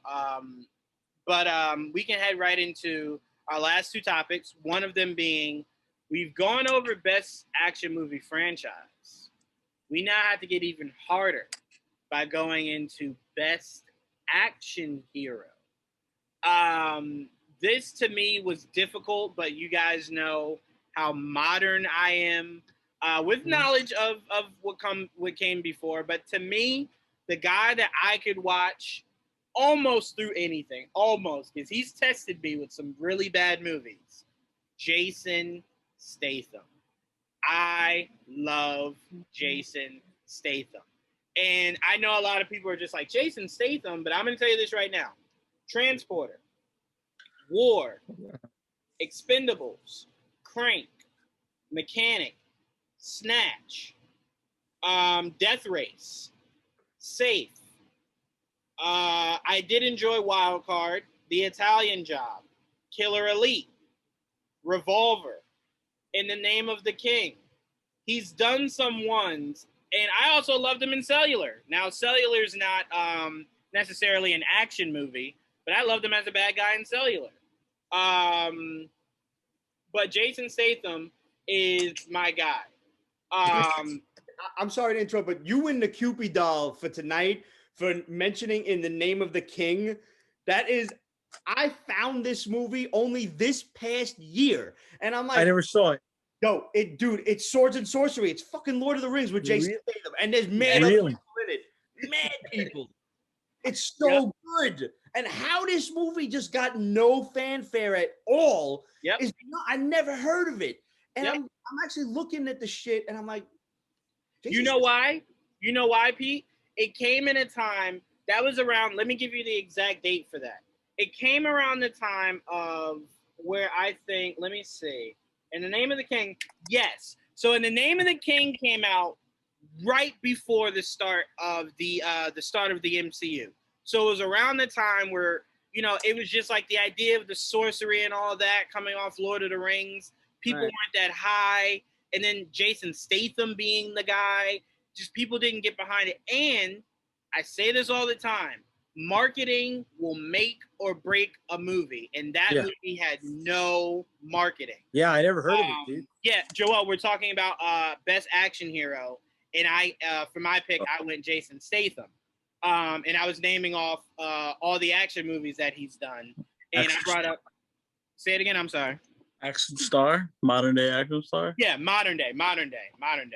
My pick. You know, because to me, if I came to you guys and told you guys, oh, I'm gonna go with Arnold Schwarzenegger, you would call bullshit because clearly I didn't grow up on Arnold Schwarzenegger. I can definitely, because I know you haven't watched half of the shit we watch. Exactly. So I'm not gonna lie to you guys. I'm gonna go with someone that I've seen majority, if not all of. And I just love the story of Jason Statham. I just love the good call. And he's a great martial artist, man. Yes, he is. And for anyone who's not sure of if he is or not, watch War, where he's squaring off against Jet Li. Albeit War it wasn't the best ending. It wasn't the greatest of stories. But if you're just watching something to see Jet Li and Jason Statham kick ass, you'll enjoy that for sure. But yeah, I stand behind it. I do think Crank was a game-changing action movie. I didn't need the second one. I will say that till the day I die. I didn't like either Crank. I couldn't stand Crank. You didn't like the first one? And me neither. Yeah. Wow. I thought that was because it was something so drastically different than anything that had come before it. So the idea of he has to keep his heart going was just so innovative. And I love how they implemented it in the first one. The second one, I'm with you. I couldn't buy it. But that first one, to me, that's up there. That's for sure up there. Safe, I loved because Safe to me, and I'm not comparing the movies for our listeners out there, but it was a modern day version of the what was the movie where the hitman with Natalie Portman as a kid? The Professional. Leon the Professional, yeah. Right. It was a modern day version of that. And I think it was done pretty well. It wasn't the greatest thing. It was pretty good. Then, the Expendable movies, Revolver, I thought was really well done. You never seen Revolver? Andre 3000 was one of the major main characters in that movie. It was pretty good. Yeah, it was pretty good. Check it out when you get a chance. But like I said, Killer Elite, Clive Owen, Robert De Niro, Jason Statham, love that. Transporter, I don't think I have to defend that. The Italian Job. Death Race, I thought was really ambitious. I like Death Race. Yeah, I enjoyed Death Race. Snatch, I know you guys have heard of Snatch. Hello, Snatch is one of my top 10 flicks, dude. There you go. I love The Mechanic. I thought The Mechanic was really well done. That was really, really good. I like The Mechanic. That was a reboot, though, right? Yes. Yeah. Yes. Mm-hmm. Okay. My dad told me because I was giving Jason Statham so much credit. My dad was like, "Relax, young blood." I think I'd have a good time hanging out with your dad. 100%. My dad, he listens to the show and he's like, "I got to come on one night." I'm like, you would come on and definitely they would say, "Hey, Juwaan, do me a favor. Just set it up, but just have your dad be here instead of you." I think I would agree a lot more with your dad. 100%. I promise you would. Jason Statham. Now, the one thing I would say to Jason Statham with him being my action hero is he's done a lot of duds recently. And that's kind of taken a stain on his resume. But I would just remind people we're talking action movies. So just focus on that. And he's done phenomenal in that. Jason Statham's my pick. Sticking with it. But as you guys see, we just addressed that Joel stepped away, but he is back. Yeah. Just so whoever's watching this doesn't blink and then look up and go, what the fuck? But yes, Joel, I'll go to you next, actually. Best action hero. Shit. I mean, that's obviously subjective. Like I grew up, I was a really, really big fan of Jean-Claude Van Damme growing up. Like fucking big fan of Jean-Claude Van Damme. Nice. Like I loved Double Impact, loved Lionheart. I loved even the Street Fighter sucked, but you know what? I loved it because he was in it. I won't quote it now though, truthfully. Yeah. Wait, well, I have to ask you this because my aunt's a huge Jean-Claude Van Damme fan, right? So she used to always watch the reruns on TV when the movies would come on. There was one movie she watched that put me off from this guy completely. And maybe you know the name of it. He was in like this warehouse shooting, right? Target. He did not reload that fucking clip once. Reloads? Not once. There was no reload. And I remember just sitting there like, Did he have long hair? Yeah, they have long. So, Yeah. Wait, was that also the movie where if you pause it, he's doing a dirt bike off like this or motorcycle off? Oh, that's the one where he was being hunted. Yes, and it's a different actor midair. My God. It's a different actor midair, and then it's him again once he lands. Like I was just like, see, this is why I'm honest when I say I can't get into this shit, man. But that's it's just not my time. Ones like the old ones, the older ones are much better. Like there's so many good movies that he's done. That's not one of them, but that was the last one I saw his in theater. Honestly, to be fair, Rosanna Arquette was like just getting into her really heavy drug phase at the time. Yeah, I remember that. Yeah, that was the man. No, Chance. He's like, oh, Gambit, yo. Remember what's Dennis Rodman? Oh God, that was the knockoff. Which one? They call Double Team. Oh, it was Double Team. No, yes, they were dealing with knockoffs, right? No. I'm sorry. Was it that one, or was it the one with oh my God, Happy Gilmore's sidekick? What's his name? Oh my God, what is that one? That they were dealing with like knockoff jeans. They had a warehouse in China or something like that. I forget. I think I know that. Deuce Bigelow. What's his name? Deuce Bigelow. Rob Schneider. Rob Schneider. Right. He did one. That was different. Where they had a warehouse in China and they dealt with knockoff items and stuff like that. That was a more modern one too. That was one of those. Modern? No, that was early 90s. That old? Well, I mean, like when I mean modern, I mean like late 90s for him. He did the one where he was a twin with himself. I'm with you on the Van Damme. Impact. That was great. Yeah. I loved Bloodsport. I loved there's the other one. Quest. I know a lot of people don't like Quest. I like Quest. Quest was good. With James Bond. Yeah. That was great. I love that movie. Yeah. Electric Boogaloo. Electric Boogaloo is in that? You didn't know this? No. Oh, all right. So not Golden Globus, right? The one with the two Israeli cousins ran their production company. Mm-hmm. They did the Electric Boogaloo movies. They did the early Charles Bronson movies and the early Chuck Norris movies. All right. So they always had two scripts for the two Chucks, one for Chuck Norris and one for Charles Bronson. Okay. Van Damme would always sit in the main office, in the waiting room of their office, trying to land a part in one of their roles and in one of their flicks. They also produced the Electric Boogaloo movies.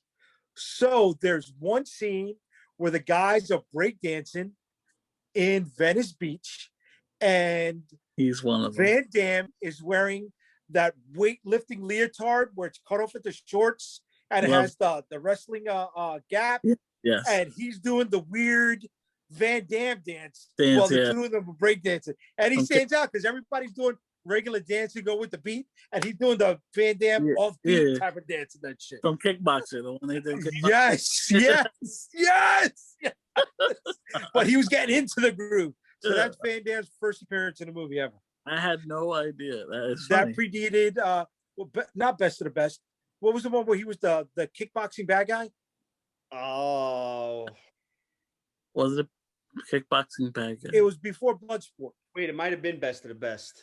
Maybe it's Best of the Best because that sounds familiar, but I don't remember. No, where he was, I think he was fighting the kid. No. The kid from Just the 10 of Us became the second kickboxer, right? I think so. I haven't seen that shit. The tall, skinny dude. What's his name? I forget his name. Something. Sasha. Yes. She became the second kickboxer.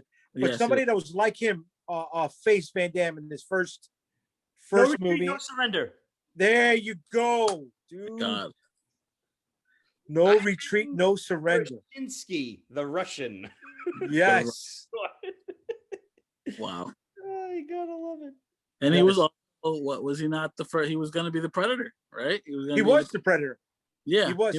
He got tired of being in the suit because it was like a lobster suit before it became the one we know. Right. not know that. Right. So Yeah. there was filming done with him in the suit, and he Yes. could have taken the heat, which is weird because a lot of the cast said they were cold in the jungle. John's a weird dude. Yeah, he really Very is. much so. But I love him. I did enjoy him in that last Expendables movie as Yeah. the big bad. Ugh. Too. I loved it. I loved the opening scene where they're holding the knife to the dude's chest and he just like super kicks it into him. Oh, I remember that. Yeah. That's his kick, Yeah. man. I'm like, Juwaan, you're making me throw up tonight. You're making me throw up a lot, bro. I'm sorry. Look, here's the thought- crazy thing. I can't get into 80s movies, but The Expendables is the only 80s kind of thing that I can get into. and it's Because it's all I can modern. do. It's the extent. The extent is what I can do. All right. But no, I appreciate that, Joel. I mean, I grew up in a house of Bruce Lee, Jean-Claude Van Damme, and for some strange reason, I'll never understand. My grandfather swears by Steven Seagal. The I man. used to love a lot of Steven Seagal back in. I even did Aikido. I did Aikido for a year or two. Steven So, Seagal I was know the Steven epitome. Seagal. He was the epitome of those action figures that would move the top part, but nothing of the lower part. And I hated Yeah, it. no. But that's all it was. That was his style. Yeah. I hated it. It's a movie with Aikido. It's Yeah. Yeah, that's all it is. Pushing To people be out of the fair, way. To be fair, I'm talking about when I was young and I didn't know any of this. So I'm just watching a guy who never kicks. And I think, Joel, that's what led to me despising the Nolan Batman, to know that he never was kicking. And it's like, why don't I people didn't kick? even notice that. If you go back and watch it, it's either very little or no kicks at all. Okay. It's a weird style they chose to give him in that movie. That's It why. was just like, ah. I think Mark for Death was Steven Seagal's best movie. Just Mark for gives you a Death is screw great. face. Screw face. When he With was the the Jamaicans, right? Yes, the Jamaican twins. Yeah, that shit was See, crazy. I know none of this. Above the Law, bro. Above the Law was good. That was too. we got to Brooklyn. That was great. It was such Above a the Law is fucking accent.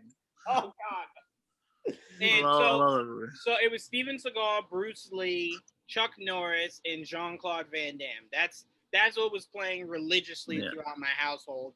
And as I was dodging all of it. Like, I'll get that out. I'll admit, as Very a kid, acceptable. my uncle loves them, but I was never really a big Chuck Norris or Charles Bronson guy for some reason. I just wasn't. But my uncle loved the fuck out of it. They'd always had those movies on, but I just couldn't get it. I don't know why. I just couldn't get into it. And to me, I just chalk it up to, when you're young, there's certain things that just doesn't really catch your eye like it does when you get older, whether it's fighting stances or whatever. I'm not sure what it was. Yeah, that's what I'm saying. I'm not necessarily sure what it was for me, but outside of Bruce Lee, just nothing really stuck with any of those other people that everyone was watching in the house. Bruce Lee, I don't know, and it's just like, I don't know, it sounds cheesy, but it was something poetic about watching him fight, that it was just like, it was mesmerizing. It was just like, well, he's very Of course. intense. I couldn't take my eyes off. But like, so was like I grew up with Jackie Chan too, and Jet Li. I love them, bro.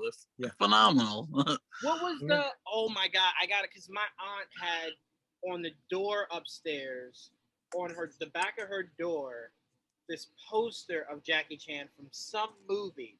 Let me find this movie because it was such a throwback. It was either Rumble in the Bronx. Rumble in the Bronx, yeah. Yeah, that was in the Bronx. Or it was I think it was that. I think it might have been that. The classic. Yeah, he was fluid, and I love it. What was crazy about Jackie Chan was he was one of those guys that could make the transition that he did to do action comedy. Mm-hmm. To where it was seamless. It didn't seem forced. It didn't seem like, you know what I'm saying? Was crouched, and I mean, really underrated. The movie is shit, but just that alone, to make it worth Jackie Chan, Donnie Yen, come on, dude. Donnie Yen's a beast too. Oh my God, dude. Yes, he is. Oh yeah. But yeah, no, I mean, that's definitely a pick, Joel. You know what? For you guys, that's a pick that I'll go back to and see if I can maybe get into it at all. Yeah, it was Van the Damme was solid. That's where Johnny Cage came from. He was supposed to be Jean-Claude Van Damme. Oh, makes me like that a little bit more now. So maybe I will go back and look at that a little differently. But Pete, I'll go to you next. Action hero, man. Who you going with? I have to give a shout out to Van Damme because I didn't grow up with Bruce Lee the way some other people did. I didn't watch old school Chinese kung fu movies on like Channel 9 back in the day. Ooh. I got into martial arts because of Jean-Claude Van Damme. I watched him do that spin kick and I was like, oh, I want to do that. That's split, bro. Solid. Yeah. It's one of the greatest, most fluid, most beautiful moves I've ever seen in my life. And I am proud to say that back in my heyday, I was able to do it. I wouldn't try it now, my fat ass, but I do it. And I also want to say that if there's ever any doubt about Steven Seagal, I don't know about now, there's probably a few of them running around, but he was the first American, not white man, not black man, whatever, but a first American to have a school in Japan. He was teaching them their own shit. Oh, wow. It needs to tell you something. Like, fuck, what's his name? Anderson Silva, when he was like laughing at him after that whole tutorial video. Like, you could have learned some shit from Steven Seagal, but you were too up in your own ego to even bother. Steven Seagal is a fat guy now, as you know, we all come to be after a bit. Yes. But don't say that. Jean-Claude. He'll still wrap your own arm around your neck. I guarantee it. Sure can. Sick dude, fast dude, ridiculous style. Aikido is not something to be messed with. And unlike karate or kung fu or something like that, taekwondo, it's not an art that you can take 3 classes of and think you can go into a fight in the street. It's just not. No, not at all. Sampled Aikido and I couldn't even wrap my mind around it. Yeah. But it's something else. I'll tell you that. It's like Wing Chun. You can't just do it a few times and think, okay, I got this figured out. No. It's crazy because the Steven Seagal I grew up on was the Steven Seagal doing security commercials. Right. Like a Native American medicine man. Like, right. Yeah, that was bad. What happened to you in your movies? Under Siege on the boat. Yes. Under Siege was great because Erica Eleniak was really hot. I was a Baywatch fan, so that movie was like, oh. And Tommy Lee Jones was a great bad guy. Tommy Lee Jones is great. He's awesome. I want to, speaking of martial arts, and I wanted to bring this back to our Power Ranger conversation where we talk about Zach making the keto dance martial art. I need to give a shout out to Mark Dacascos. He has done some really like low level action flicks, but only the strong was butted. Like, I was 14 years old watching Capoeira for the first time. Like, holy, how can I learn this? So amazing. It's just an amazing strong. You know, his father was a stuntman. That's how he got his break in Hollywood. And his mother learns like knows like 17 different styles of martial arts. So dude was destined to be a fighter. Yep. Everybody knows him from Iron Chef. But yeah, weird, right? Name of the Wolf was one he did. Crying. Oh my that God, was good too. I got the director's cut. It's a 3-disc of Name of the Wolf. Oh my God, shit. Bro, you need to see how. Oh my God, Mark Dacascos started fighting earlier on in that flick than when it showed. Excuse me, not Mark Dacascos. The French guy who was the France equivalent of Chuck Norris, and I keep forgetting his name. He started fighting a lot earlier on in the flick. Only the Strong is a great fucking flick. And going back to Capoeira, what's his name? Vincent Cassel. He's a big Capoeira guy. Yeah. And he was the bad guy in that flick. Yes. Oh yeah. And actually, another little bit of trivia: the big black dude that he like kind of not spars with, but you know they do like the demonstration with. That's his actual teacher. No way. Really? Wow, I love awesome. that fucking movie, man. So man, I didn't know that, dude. I love that flick. If you haven't seen that, it's a mind blower. It's great. It's such a ridiculously cheesy 90s action movie. But it's so good. It's so perfect. And one of the best soundtracks this side of Mortal Kombat. I promise you that. That's saying a lot. That's saying. I promise you. Once you hear that, not Joe. I'm sorry, Jay. Once you hear that Paranaway, you're gonna be like, yeah, dude. Oh, hello, dude. This is the first time I've done it in years. Doing it, You man. know, I love that, dude. Hell yeah, man. I Shit. love it. Oh my god. Need that bow with the string. Bonga da bonga da bong. I always wanted to do it. I can never find classes around here. No, me neither. Me neither. I had two guys in high school that used to do it right in front of me. I don't know where the fuck they learned it, but they did it. Really? Amazing. Yeah, during lunch, I'm just sitting there. I'm like, all right, I'm gonna watch because I don't know where else to see it. What was it? The guy in Tekken, or was it Virtual Fighter? Eddie Gordo in Tekken. Yep. Eddie Gordo, Tekken. Yeah, now I know what you guys are talking about. Yeah. Somebody Now Juwaan knows a couple. with a punch him in the face. No, you know what you guys are gonna hate me for. I already know what you're talking about from because of that. Dad, where it was the episode where they promised 100 people would die in that episode, and when the koala found out that there was a bounty on Haley and Jeff, oh man, the director for the FBI was in the back seat, and they were fighting. And that was the fighting style he was warming up with. Was Oh that my god! Style. And he said, "I'm gonna whoop your ass with this." And that was where I knew that from, and I was just like, "Oh, that's pretty cool." And I love how that was the villain's fighting style in Luke Cage season 2. Copperhead's fighting style. Yeah, man. Was okay. capoeira. Yes, and he actually practices that. It's Does not he? like he just learned it for the show. Oh, that's fantastic. Oh, He was almost single-handedly what was the best thing of that season too. Yeah. Bushmaster. Yeah. Bushmaster. I'm sorry, not Copperhead, right? Bushmaster. No. I know what you meant, Jaydee. I know what you meant. Yeah. But he was phenomenal. But I mean, I told you guys before, what's his name is a good friend of ours, so I always pick him up. Even if I didn't like it, What's his nice name? Mustafa something. Yeah. Shakur. Sure, that was it. Yeah. Yeah, but He's from New York. He grew up in North Carolina, and then he came back to New York, or he came back up north. He's gonna be in the live action Cowboy Bebop. yes. Oh yeah, Yeah. he was in American Gods last season. Was he? He was. Was. Yeah. Yep. I can't wait for Cowboy Bebop. We're gonna do an anime episode for sure. I'm down with it. Let me know. I got to brush up before that. All I know is JoJo's Bizarre Adventure. I only know old school shit. What? JoJo? No, Pete. I'm only old school. Some of this new stuff, Joel will have to lead the way for. But I'm very much old school Toonami, very much in that. Oh man, Street Fighter 2, Fatal Fury, Guyver, Vampire Hunter D. I have Street Fighter. See, I go before that, Pete. God damn. So all right, one of the cool things about spending my summers in Puerto Rico was they were the way California got all this anime and all the old stuff that we didn't get here. Puerto Rico got it, right? So I saw Voltron in Puerto Rico before they started loading it over here. But there was a show that I loved, and it was called in Spanish. It was Mazinger. Mazinger Z. Mazinger Z, dude.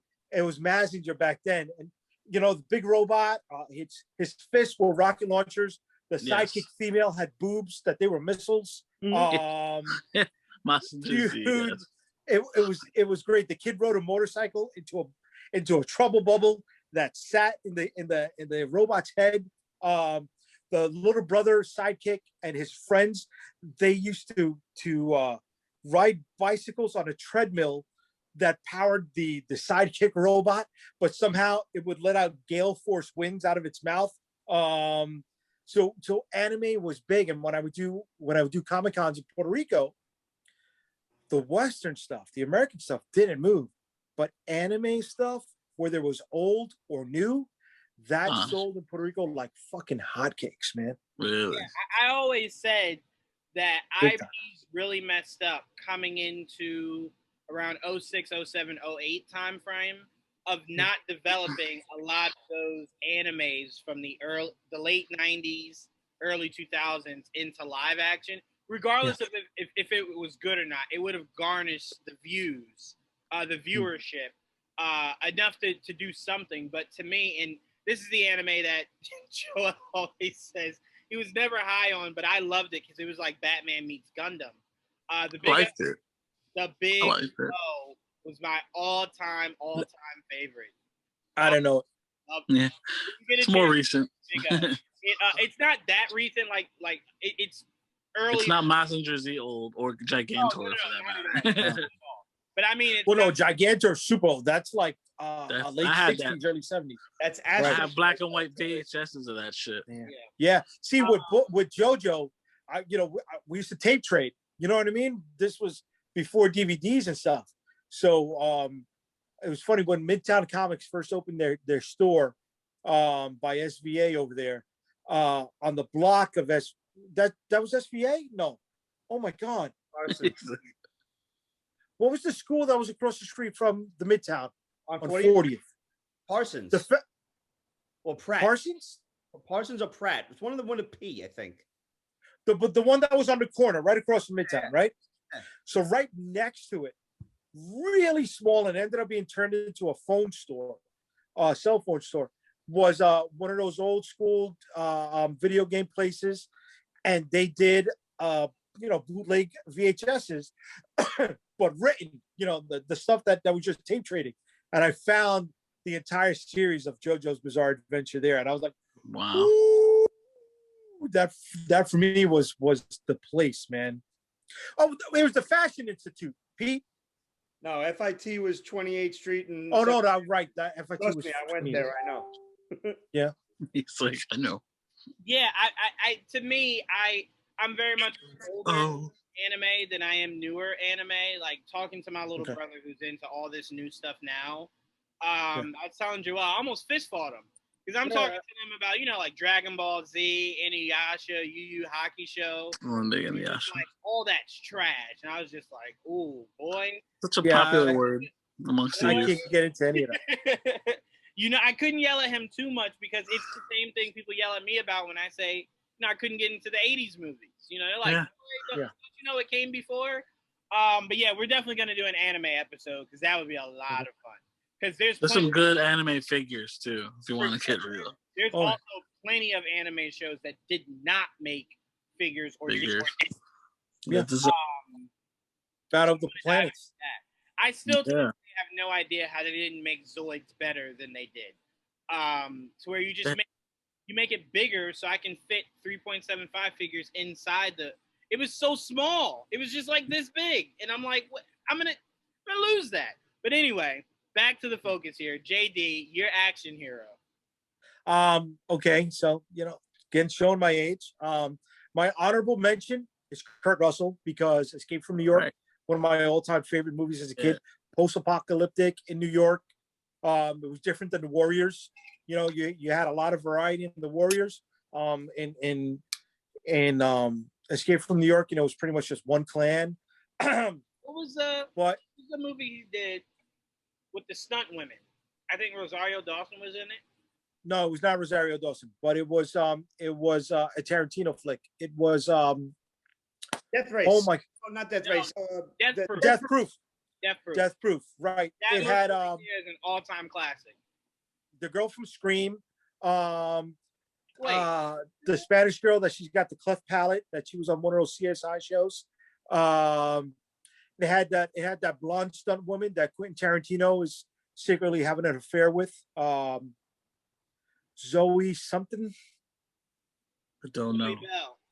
No. Zoe Bell. That's right, Jaydee. Don't you ever question my Rosario Dawson. She was in it? She was Abernathy. She was in the first group of girls, not the second group of girls. Right. Okay. Mary Elizabeth Winstead, Rose McGowan, Tracy Thoms. I still haven't seen that movie. You've not? That's better than I thought it was. No. Woo! Is that movie good? I saw Planet Terror. I haven't seen Death Proof. I saw the double feature at 42nd Street. I don't. That was a 4-hour day.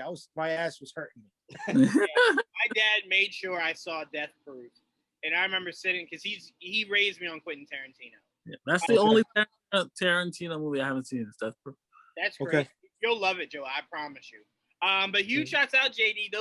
Those newer three girls, they were all stunt. They were all stunt workers. No. The black girl was oh my god, I forgot her name, but she was a singer. She was in Rent. She was in Rent. Oh my god, she was in Rent, and she should have been my first pick for the original look of the photon Monica Rambeau, Captain Marvel. What's her name? Jungle Julia. Yeah. Sydney Tamia. She's a great singer, dude. Wow, she was also in. Oh, is she from the soap opera? Oh my god, we're not talking soap opera. But I think you're saying where I've seen her before. I think she was in the original. She was in the original Broadway cast of Rent, also. But so Kurt Russell was my honorable mention. My action pick, besides Bruce, is Wesley Snipes. Nice. Dude. You know, Passenger 57. I love Passenger 57, yo. You know, U.S. Marshals. Blade. Let's get to it. You know, listen, it hurts me how people say this. Forget this. Blade saved the Marvel Universe.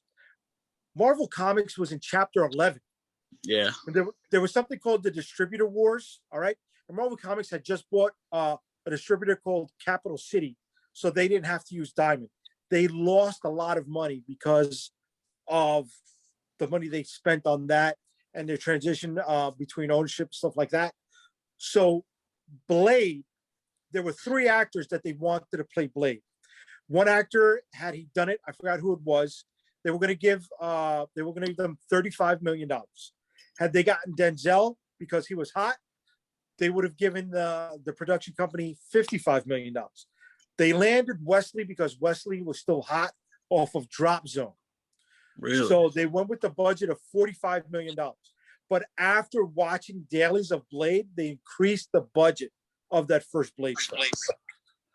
All right. And if it wasn't for that Blade flick, we never would have gotten any good fucking Marvel movie ever after that. But I think the people that don't give Wesley credit for that, or don't give Blade the character credit for that, are the new school. I think we understand that because I think we also look back. First of all, let me just say this. In superhero moviedom, Blade has the greatest opening scene. Of course. Superhero movie history. Hell yes. All of Hell fucking yes, dude. Easily. Hell fucking yes. Not even us. Very easily. That's a great. And the first rated R superhero flick. Yep. All right. And I'm sorry, Black Panther fans. The first black action lead in a superhero flick. Now, I'm glad you said that, Jaydee, because the argument I had when Black Panther came out and they were saying the first black hero, the difference I was making was when you say Blade is the first black hero, the reason why I don't count it is that Black Panther is different because it's a guy that's not going around, regardless of what it is, and killing. So it doesn't feed into the perpetual stereotypes of the fear. So that's why I said, to me, he's the first black hero. No, black comic action lead. Get it right. Okay, I'll give you that. Okay. Marvel movie period. Right. So, but besides that, right, they discovered the lost in translation theory, how the comic book look doesn't work when it translates into the movie. All right. Blade in the comic books wore ski goggles, a tan leather jacket with a bandolier of wooden spikes on it. Yep.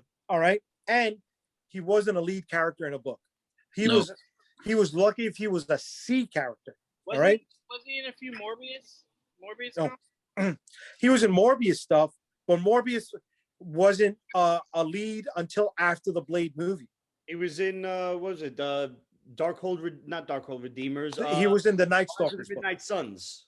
Midnight Suns. The Midnight Suns was the umbrella, but his book was called Night Stalkers. That was it. That was Blade's team. right. Funny enough, with the Stephen Dorff character, what was his name? Hannibal King Frost. or whatever it was.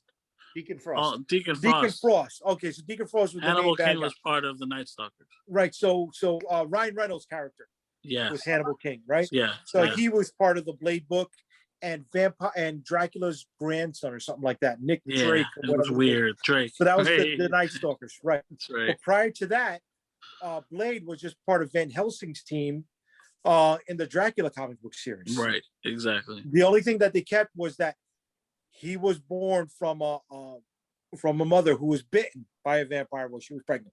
Mm-hmm. That's the only thing. And where Dracula and some of the Van Helsing crew crossed over into the X-Men books, Blade wasn't one of those. Yeah, I know what also helped Blade stock a lot was his little arc on in Spider-Man, the animated series. Okay. Yeah. Okay. That's where For a lot of its younger audience that wanted to go see it, it was because they just saw him in the animated series. It was Right. oh, I recognize that guy. they look in the anime. He had a black leather jacket. Well, that was his Night Stalker comic look in the animated series. Yes, with the high top. Yeah, high top, no sunglasses. He had like instead of a regular sword, he had like a laser sword. yeah, because they couldn't do that at the time. Yeah. Right. Yeah, but I Right. mean, Nothing. oh, go ahead, Pete. I'm sorry. I'm just saying, like Wesley Snipes is a great martial artist and doesn't Hell get fucking a lot yeah. of credit for it. Hell fucking yeah, dude. Yeah. Hell But fucking yeah, that's man. generational because you have our generations that know him for all that, and then you have a newer generation that knows Prison Wesley, and then Right. after that, which is just like nothing Right. Wesley really after that. So But that's Prison Wesley was only in there 3 years, dude. It's not like he did a big bid. Right. no. I just mean it's not like he came out and started doing like a whole bunch of big budgeted movies or even something low budget, but like No, but dude, he had a great TV show when he came out. Did you guys ever see it? I don't remember this. So it was kind of like a casino thing. Did you ever see the movie Rat Race? yeah. Yes. All right. So you remember how it was a cabal of people who betted? All right. So in this show, Wesley was the head of the cabal who took the bets from these Illuminati people. And he would place this one guy into like crazy moral situations. Is he going to do this and save the person? Or is he going to do this and keep the money? Right? Kind of deal. And people would place bets on that show, on that character in the show. And I think it only lasts like 6 episodes or one season, but it was an awesome concept of the show. Yeah, dude. He did an I also action gotta give credit. I'm sorry, Juwaan. I keep fucking cutting you off. No. You're absolutely fine. I'm gonna just say this real quick and go to you. There was an action movie he did when he came out that my dad swears by. He was like this hunter of some sort in like the desert or something like that. He had long dreads or something like that. I never got around to seeing it, but my dad swore by that movie. Mm-hmm. He's an Expendables 3. That's the first thing I saw after he got out. No, it was very low budgeted kind of thing. That's why I said to a lot of people, he kind of went under the radar when he got out. Hold on, let me see if I can. You know, the first time I remember seeing him was Major League. I love Major League. Willie Mays Hayes. Willie Mays Hayes, brother. Hell yeah. Run like Hayes, play like Mays. Yeah. Oh, I'm man. sorry, go ahead, Pete, while I look for it. Go ahead. I just wanted to say, like, Blade gave me one of my absolute favorite lines ever. Was right before he killed Stephen Dorff's character. Some motherfuckers are always trying to ice skate uphill. That line blew my mind. Great Like, fucking line. Holy shit.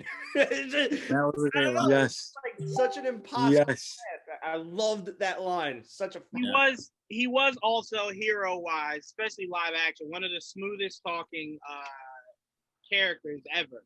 Like, I think maybe I didn't get that suave, and that's why it's apropos that he's becoming the new Blade. So Cottonmouth, someone that's just suave, that like you're just like, yeah, I'm buying everything you're saying. He's got a high bar to fill, though, man. He's got a high bar to reach. Yeah. For sure. Yeah. And the listen, reason why I think Ursula is perfect, to me, one thing Wesley Snipes brought that whoever you replace him with has to bring swagger, and that's something. Of Mahershala course. Rich. I agree. Yeah. Swagger. I think Mahershala. I think Blade 2 was better than Blade 1 Yeah, as a flick. that too. It was just they had that one shitty CG light scene in front of the floodlights. Yeah, That was the only down part of that whole flick. I think But you had Guillermo del Toro. Yeah, you had Guillermo del Toro, Ron Perlman, Donnie Yen, fucking love that man with the Reapers. Chris Christopherson. You know, dude, come on, man. You had Norman Reedus.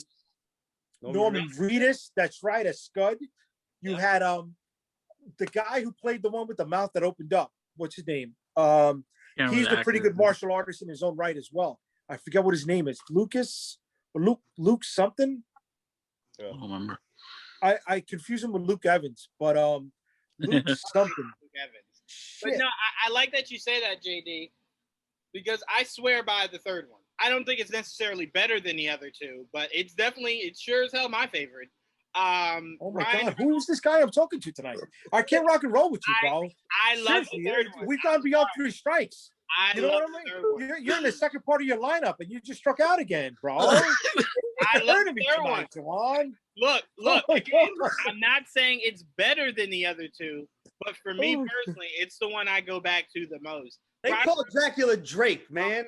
They call Dracula Drake. That's right, dude. And he looked terrible too. Again, I love that actor. I don't think the movie was great. I just love Ryan Reynolds so much that it was the precursor to. I love him too. But and then you had a David Goyer directed film. Yeah. David Goyer, sorry, get out of here, David Goyer. No. No. Again,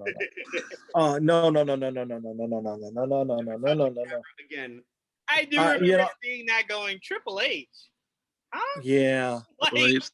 They fucked up the Night Stalkers. I was like, yeah, Parker Posey, Justin Timberlake's wife. What's her name? Jessica Biel. You watch your mouth about Jessica Biel. She was amazing. Oh my God! Come on. Whistler's daughter. Any way for me to die, it'd be by her. the blind chick from American Pie with the red hair, that she was blind, that she was no need to have her in the flick at all. What's her name? I know exactly. Yeah, I know who you're talking about. I just forget. Not the girl from fucking How I Met Your Mother. No. No, the redhead chick from American Pie. I forget. No, not right. Not the one from Muhammad. The other one who thought she was uppity, an elitist. Yeah, who was friends with the blonde chick. She just did that Netflix shit. Orange is the New Black. No, I think she is on that. If you live the same day over and over again, like Groundhog Day kind of shit. Oh, I didn't see that. I don't know what that is. And then Patton Oswalt. Oh, you know what's funnier is the story behind the story of Blade 3. If you get the chance, go to the trivia section of IMDb for Blade 3 and all the behind the scenes shit that went down. David Goyer and Wesley Snipes hated each other with a passion. That movie, that's for sure. And the movie I was talking about, guys, is Gallow Walkers. Oh, the Western, yeah. Yeah. I saw that. That was a bad flick. Oh my God, that was a bad flick. My dad loved that movie. Oh, Dave, by the way, you were right. It is. She was from Orange is the New Black, and she was also the same girl in the Netflix shit. It was called Russian Doll. I heard about it. I didn't see it. Okay. Oh my God, that's her. I'm remembering that Orange is the New Black scene now. Oh my God, that is her. Yeah. Permission to be myself? Huh? Permission to be myself? Yes. You have a tits out?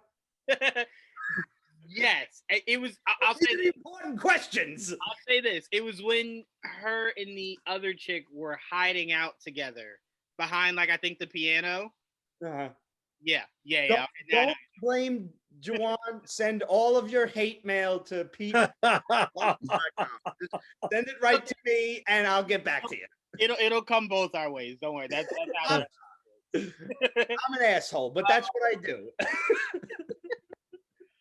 But no, Jaydee, I hear that a lot, that people prefer Blade 2 over Blade 1. Oh yeah. Don't get me wrong, Blade 1 is great. I just think Blade 2 is. The only reason why I prefer Blade 1 over Blade 2, and it sounds stupid, but to me it was more quotable. Like, to me, it was just more quotable. Okay. It does sound stupid. Shut up, Joe. I mean, there's no wrong choice between those two flicks, dude. They're both awesome flicks, man. Yeah. Really. You know, and Wesley Snipes should get a hell of a lot more credit. That's why I loved him in Coming to America too. I loved Coming to America too. I liked it. I still haven't watched it. I liked it. I will say People shit on it. I liked it. Mahershala gave Wesley a lot of love, and I believe he'll continue He to should. get a lot of love.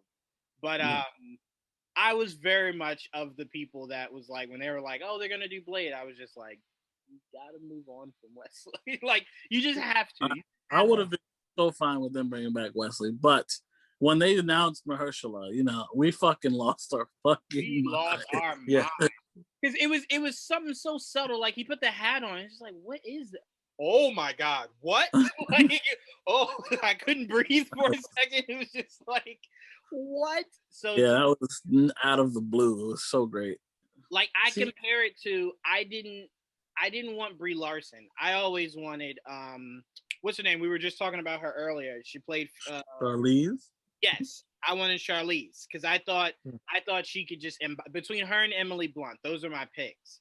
And when when Brie Larson walked out, and you know, I think she did the same thing. She put the hat on, and it was like she's gonna be Captain Marvel. It was just like, I don't hate it, but why? And then, you know, it made sense. She just came off an Oscar, you know? Yeah, it was. Right. The clout. Yeah. She's fizzled since, but she came off of an Oscar, and it was just like, it was the obvious choice. And I remember seeing her in Endgame when she got the mullet. I was just like, I'm sold. Mullet, but yeah. I'm really sold. Well, no, you know what I meant. It wasn't quite a mullet. I mean, as somebody who wore one, I'll tell you. Not mullet. It wasn't really one. Hair. But to me, the point I'm making is she looked really good in the role. Mm-hmm. Better than I liked her on that stage. I thought she would. So to me, it was when they came. I thought she was good. I enjoyed it. Yeah. I had no problems with her Captain Marvel. But when they, I always wanted at least one Wesley cameo in any of the MCU flicks. All you got to do is show him walking in the background with the sunglasses and that Wesley smile with the fangs. I'll tell you what. He didn't have to speak. Like, is that hard? Like, can he be Whistler in this fucking? I guess he technically can, right? That'd be great, dude. But I tell you this: if he's just a cameo, he has to. And I know they won't want to do that to Mahershala, but he has to have the best line in the entire movie if he's just a cameo. Like, the one-liner has the hit. Say it again. Some motherfuckers are always trying to ice skate uphill. That's a great fucking line. Give it to us. That's a great fucking line, dude. But no, I mean, I like how Blade's going to be introduced into the MCU now. Obviously, with us now having the Darkhold, it's going to be really interesting to see how him, along with Ghost Rider, pop up in the near future. Hopefully, it's. But they're not going to do the Channel 7 ABC Ghost Rider anymore, right? They can't. No. They canceled it. They were supposed to go to Hulu, and then they canceled it. Yeah, I think he wants to go the original Ghost Rider before he gets to the newer Ghost Rider. If they don't get Norman Reedus as Johnny Blaze, I'm gonna be real upset. I'm with you on that. That's mine too. Yeah, I love Norman Reedus. Let me just say this, because I always love to prepare people. It's never been done. And Feige came out in interviews and says he hears us when we say these things. And he always goes a different way. So I'm kind of like, if we stop saying it, maybe he'll think we're over it and then do it. Because you and McGregor. Don't say good names because he'll hear it. Have you seen his motorcycle show? His motorcycle's like the tripod motorcycle with the big metal saddlebags on it. It's like, but that's why I'm trying to prepare people that are like, John Krasinski is Mr. Fantastic or I riot. I'm like, prepare to riot. He's listening to this, and I guarantee you, he has someone in mind that's not John. Every answer is Justin Timberlake. Everyone. Yes. Wait, Johnny Storm, Justin Timberlake. Let me tell you this really quickly before we wrap up. Justin Timberlake, the movie he did where they had kidnapped that kid, it was based off a true story. Yeah. I remember watching that movie going, Alpha Dogs. Yes, everyone in this movie is such a damn good actor. I mean, the level of act, especially that kid in that scene where he's in the hole and they're like we got to kill you, man. That scene he was irradiating was just, it makes me cry every time. Then I remember my dad saying, yo, Justin Timberlake's gonna be in this action movie. I'm like, action movie? What is it? He's like, it's called In Time. I was like, sign me up. I remember 45 minutes into that movie, I said, we paid for this, right? We gotta go get our money back. This is some shit, man. Justin tricked me. He tricked me into thinking he could do this. And it was a cool concept that just fell flat. It just fell completely flat. I think it's a movie. The entire cast. The guy can be he could be a comedy guy. Right. I mean, Dick in a Box is just revolutionary. Oh, yeah. That's transcendently. Dick in a Box. So, comedy? Do it. Crazy Pete, did you see In Time? No. Okay, it's the one. With Amanda Seyfried? Yeah. Yes, it's the one scene. So Amanda Seyfried. It's the one scene where he's sitting in front of this guy and he like pulls the gun really quickly on him. I'm like, that looks really good. And then everything is like they steal time from each other. Some weird shit. I saw bits and pieces of it. It's to live longer. What's it called? Yeah, to live longer.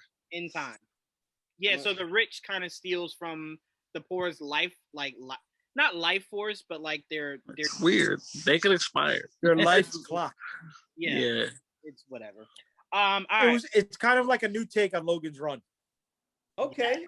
That's one way to look at it. But not good.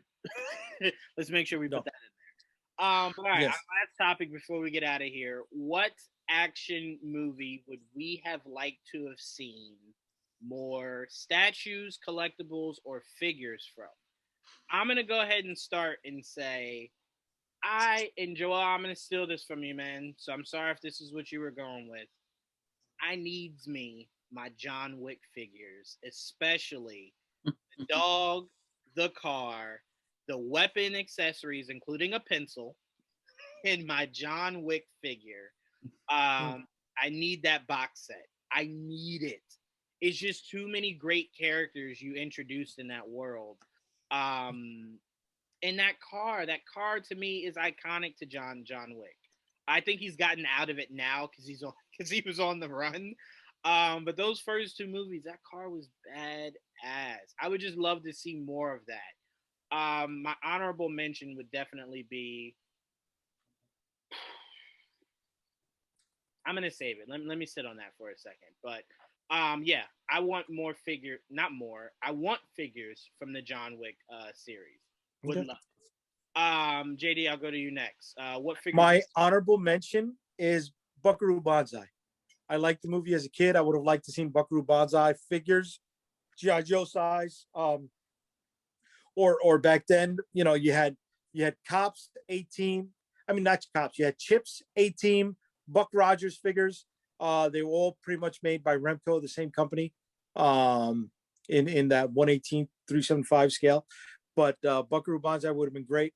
But a Mad Max action figure line in 24th scale, kind of like Mask, Wow. so you can get all the vehicles, which are the selling point.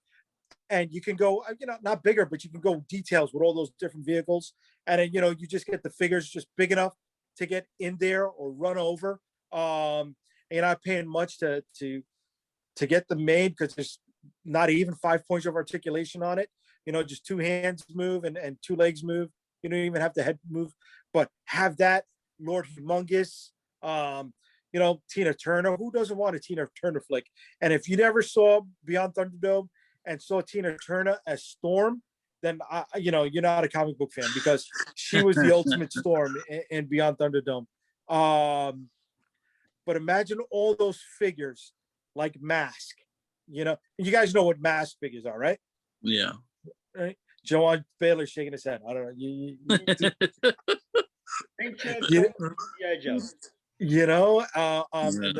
And just, I mean, you could have got all those vehicles. That would have been really great.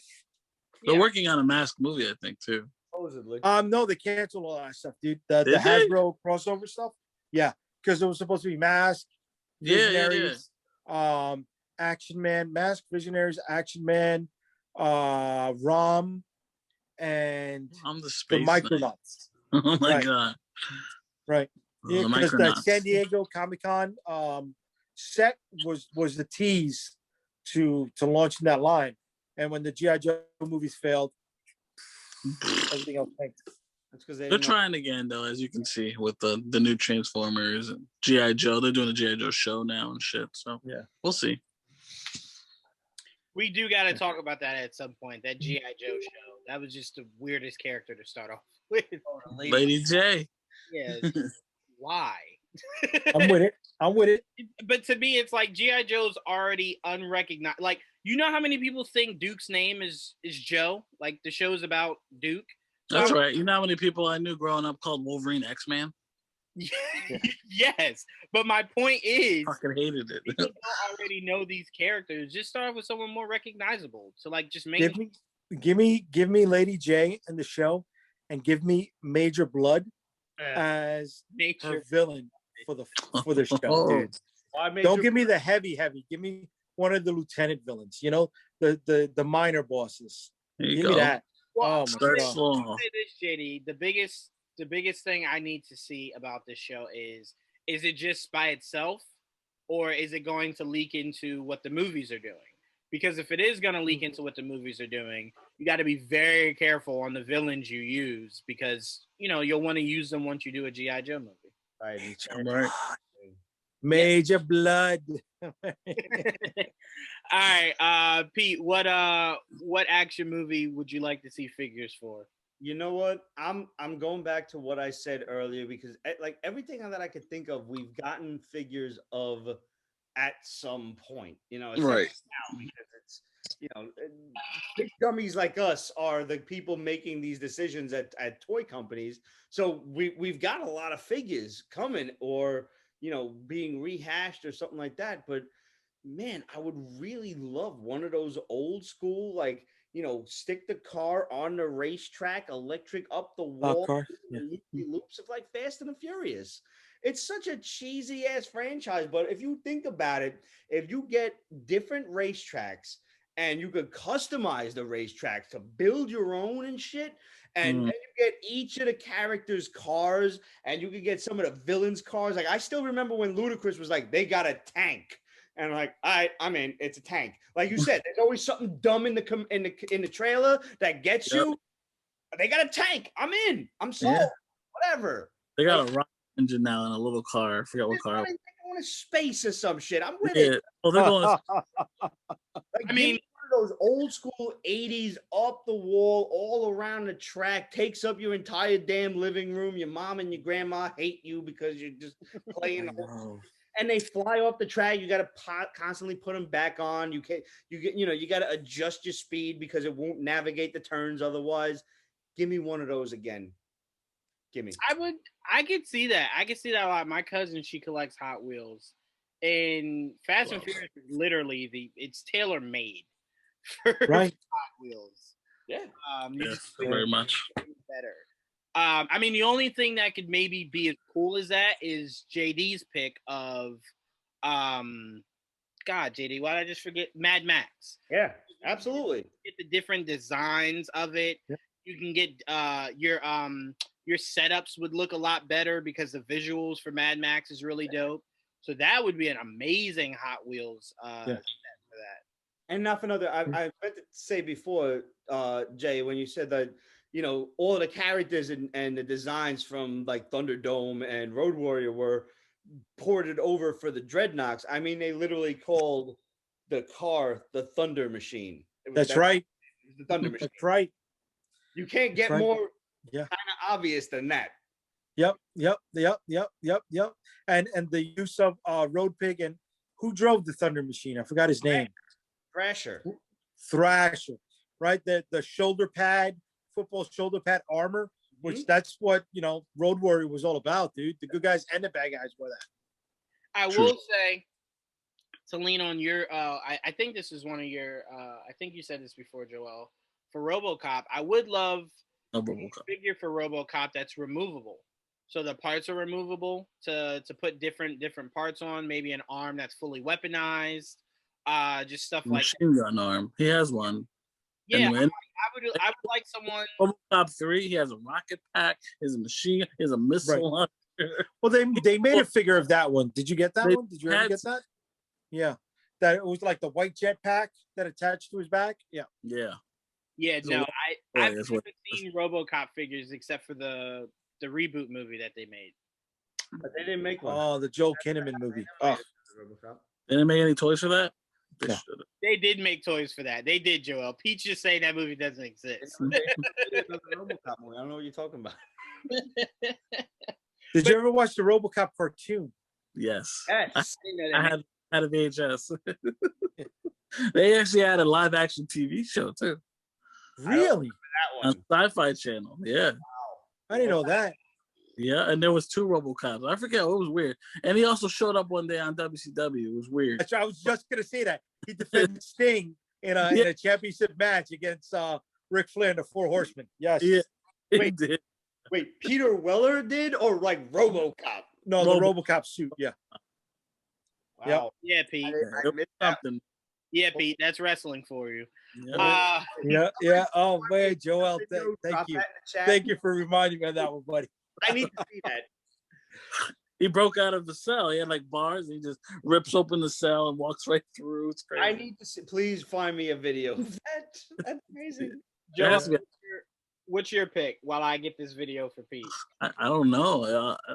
Like Pete was saying, like they basically have figures for everything I like at this point. And you took fucking John Wick. I'm like, I know, but I've definitely seen some type of statue for John Wick. Like I love Hot Toys. So like Hot Toys doesn't make it. I mean, they make everything at this point. So it's like hard to like figure out like what toy I would want, or a statue or figure, because they pretty much do it. Like maybe if it's a game or like a very niche show, but like movies, big movies, it's tough. I really don't know. It's well, first of all, let me just say, Pete, it's in the group chat, and I think what's funniest thing about that is how good he looks. No, he looks great as RoboCop. That's great. Bothering me the most, because I was expecting to see something super cheesy and bad looking, but look, it was them promoting the movie. Really good. it looks pretty dope, Pete. But it's in the group chat. I sent it to you, Pete. But Joel, what was the movie? Would you have liked? So you've seen a hot toy for Rambo? I think so. Yeah. It's been a while. Even though I don't know if they did one for his last one. What was it called? Last Blood or whatever. Yeah. That was a good movie too. I don't remember. Did we go watch it together? I watched that with somebody.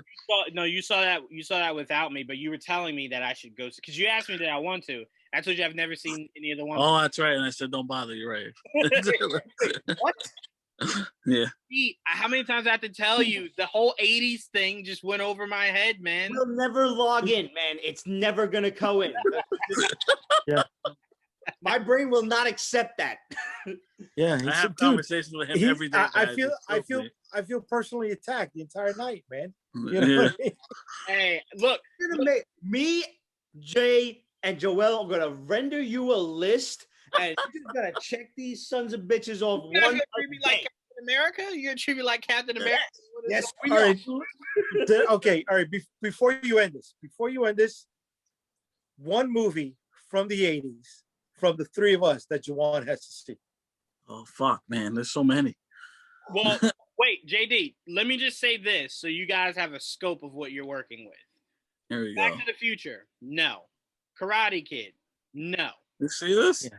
None of see- that. I'm not doing anything I'm not commercial. coming back to the show.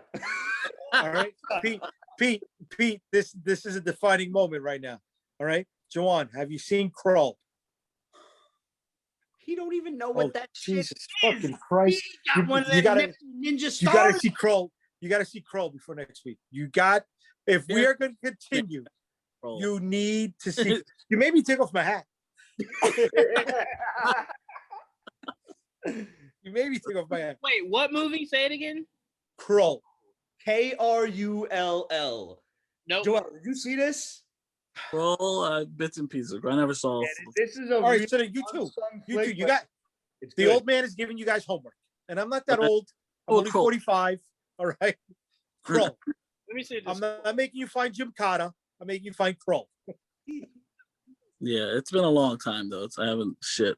It's like I never All right. forgot the it's sword and sorcery / Star Wars, a British film. God, that shit didn't know what it wanted to be. it's everything, but Yeah. I'm just looking at the poster and I'm like, I'm telling you, I can't do this. I saw You need to do that. It's a, it's a great I'm flick. not doing this. What is that? Liam Neeson? Yes. The hell? Yes. His first American film role. nice. I'll take. The chances of that are probably slim to none. I'll ever watch that, Jaydee. That looks horrible. Krull informed so many movies. It really did. And it follows the narrative that Star Wars did of the hero with 1,000 faces. Krull falls along that line as well. Really, really, really underrated. I mean, shitty sci-fi effects, yes, but Cyclops is. Do you drink much? Start. You need to. It's the only way you're gonna get through these. This is how we get through them. Yeah. Yeah, we're gonna have a movie night. We're gonna do a movie nights. Yeah. I always just viewed it as it's out of my era, you know, and there's just certain movies out of my era that I can and just cannot do. And cheesy always falls under what I just can't. Oh no! See, but there's cheesy like Hawk the Slayer, which is super shitty, or Solar Babies. That's cheesy, right? Cheesy too. Deathstalker, Beastmaster. Yeah. Beastmaster's good. Beastmaster's good. The show is okay too. Oh, wow. The show. No. Okay, but, you know what? I tell you guys what. Give me 80s action movies. I'll do those. But I will never watch Back to the Future or Karate Kid. It's fine. Movies. It's fine. Classics. All right, if you can't watch I don't Krull, disagree, Joel. It's just not my thing. If you can't watch Krull, you got Beastmaster. Mark Singer, Tanya Roberts, John Amos, Rip Torn. John Amos. Wow. Let me see. These sound like old Sega Genesis video games. Kind of. If you played Altered Beast, Yeah, right. you'd like You played Altered Beast. You'd like Beastmaster. Beastmaster was what He-Man should have been in a movie. Agreed. He looks like He-Man. Yeah. This looks like the whole premise of He-Man. London was pretty good He-Man, like physically. Bro, how jacked was Mark Singer for fucking Beastmaster, dude? True. Yes. I'll try my best to do these, Joel. My promise to you specifically is to watch the Rambos. At least the first one, is a great movie. Second, the other two. First one's mind blowing. The second and third one are just cheesy, blow stuff up. Yeah. Fun. I mean, that's why I said to me it's very selective. Like I've seen majority, if not all, of Arnold's major movies. Whether it's first Terminator and the second one. Well, yes, of course those. But I mean, even deeper. Don't say of course. There's a lot of shit you should have seen by now. No, I've seen Terminator because I saw the Terminator with you. I wouldn't have seen that if I didn't see the other ones. I'm glad you know. Like, yeah. Pete, you got to give Juwaan a movie, Pete. You got to give him a movie. I love True Lies, so I'll take something like True Lies. True Lies, 98, right? I mean, if I had to pick a Schwarzenegger movie, I'd say like Commando or something. Oh, yeah. Commando's great. It's fun. You've never seen Commando? I don't think so. Okay. He probably Good has. Well, Good night, totally. everybody. We call it triple boobies. All right, so I'll talk to my dad, dig into the bag of 80. Have him tell me. Because can I be honest with you guys? I asked my dad once, and this was after you yelled at me, Joel. I was like, Dad, is Back to the Future and Karate Kid like that pivotal that I see? And he was like, no. I was like, well, then I'm not gonna fucking watch them. Like if you're saying it's not that crucial, and he's a huge movie buff. I'm like, if he's like, I'm like, okay, well then. Honestly, I'm going right back to my original choice. Please watch fucking Conan. Yeah. Okay. The first one, just Conan the Barbarian. Forget Conan the Destroyer. Listen, if your dad has seen, if your dad has seen either Krull or Beastmaster, You can't be on the show next week. He has to be hosting the show. Just letting you know. I'll let him know. Red Sonja too. Red Sonja. Oh my God. Sonya. I love Red Sonja. Me They too. had fucking Will Chamberlain, right? Wasn't there? No, he was in Conan Part 2. Oh, was that? Oh, Dave was just short. Yeah. Either way, I love those movies. Yeah. Conan was the shit. Well, I think we've done all we can do with action movies. I've clearly disappointed my cast. This is what I deal with daily. Oh yeah. To me, I prefer someone to be honest than if I was sitting here and you guys are talking about the movies and I was like, yeah, I remember that, and it's like, but do you really, Juwaan? And it's like, no, I don't. I mean, most of the time, you really just hurting our feelings because we feel old. Like, but here's my thing, and this is what I always tell people, because I always, like I said, I like to be honest about things, because I'm not one of those geeks that's like, yeah, I lived it, but I didn't. I try to remind people, Batman the Animated Series is technically not me. I was born in 93, which virtually means, oh Jesus Christ, enough to know what I was watching. It was Batman Beyond time. No. I'm not saying I haven't clearly seen it all.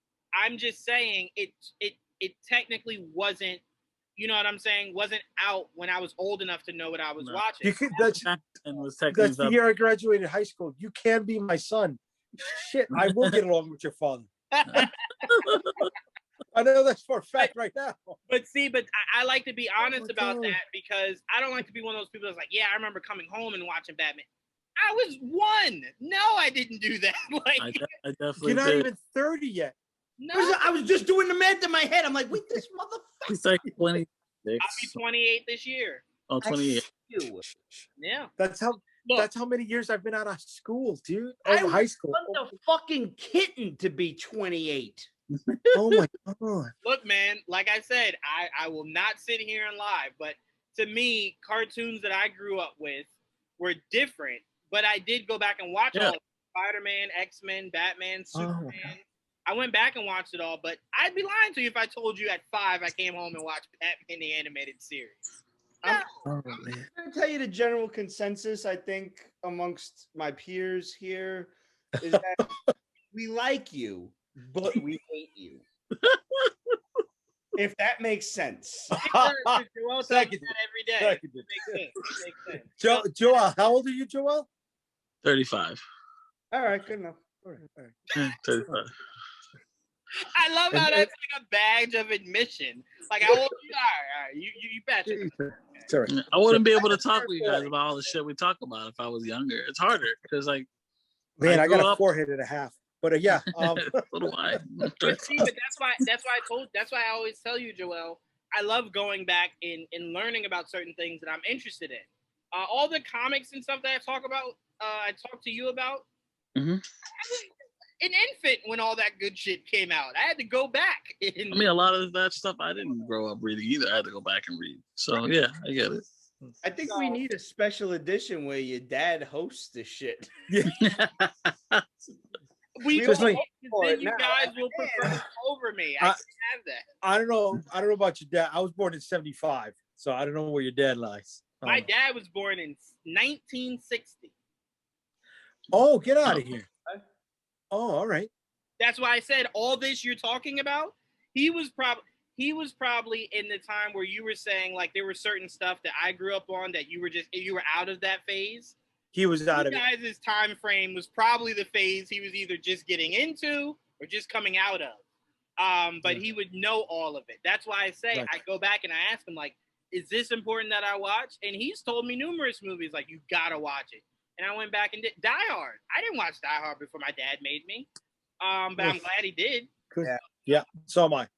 So, but like I said, I would understand you guys hate if I came here and was just like, Bruce Willis, who's that? I've never heard. You know what I'm saying? It's not that bad. It's just the age difference. I mean, while we're on the subject, have you seen Christmas Vacation? Yeah. Okay, just making sure. Yeah. Never be too sure. Hold on. Time out. The Griswolds. Chevy Chase. Yeah, I was thinking the Vacation series. Yes, okay. Yeah. Just make. Yeah. That's arguably the best one. I mean, the other two were fun, but Christmas Vacation. I also believe, just to kind of give you a gauge of where my head is, even for being the age that I'm at, I do deem Airplane as one of the greatest comedies of all time. Absolutely. Our Airplane's hilarious. Easily. Yeah. Not as funny as Blazing Saddles, but yeah, okay. I don't know. The debate is on.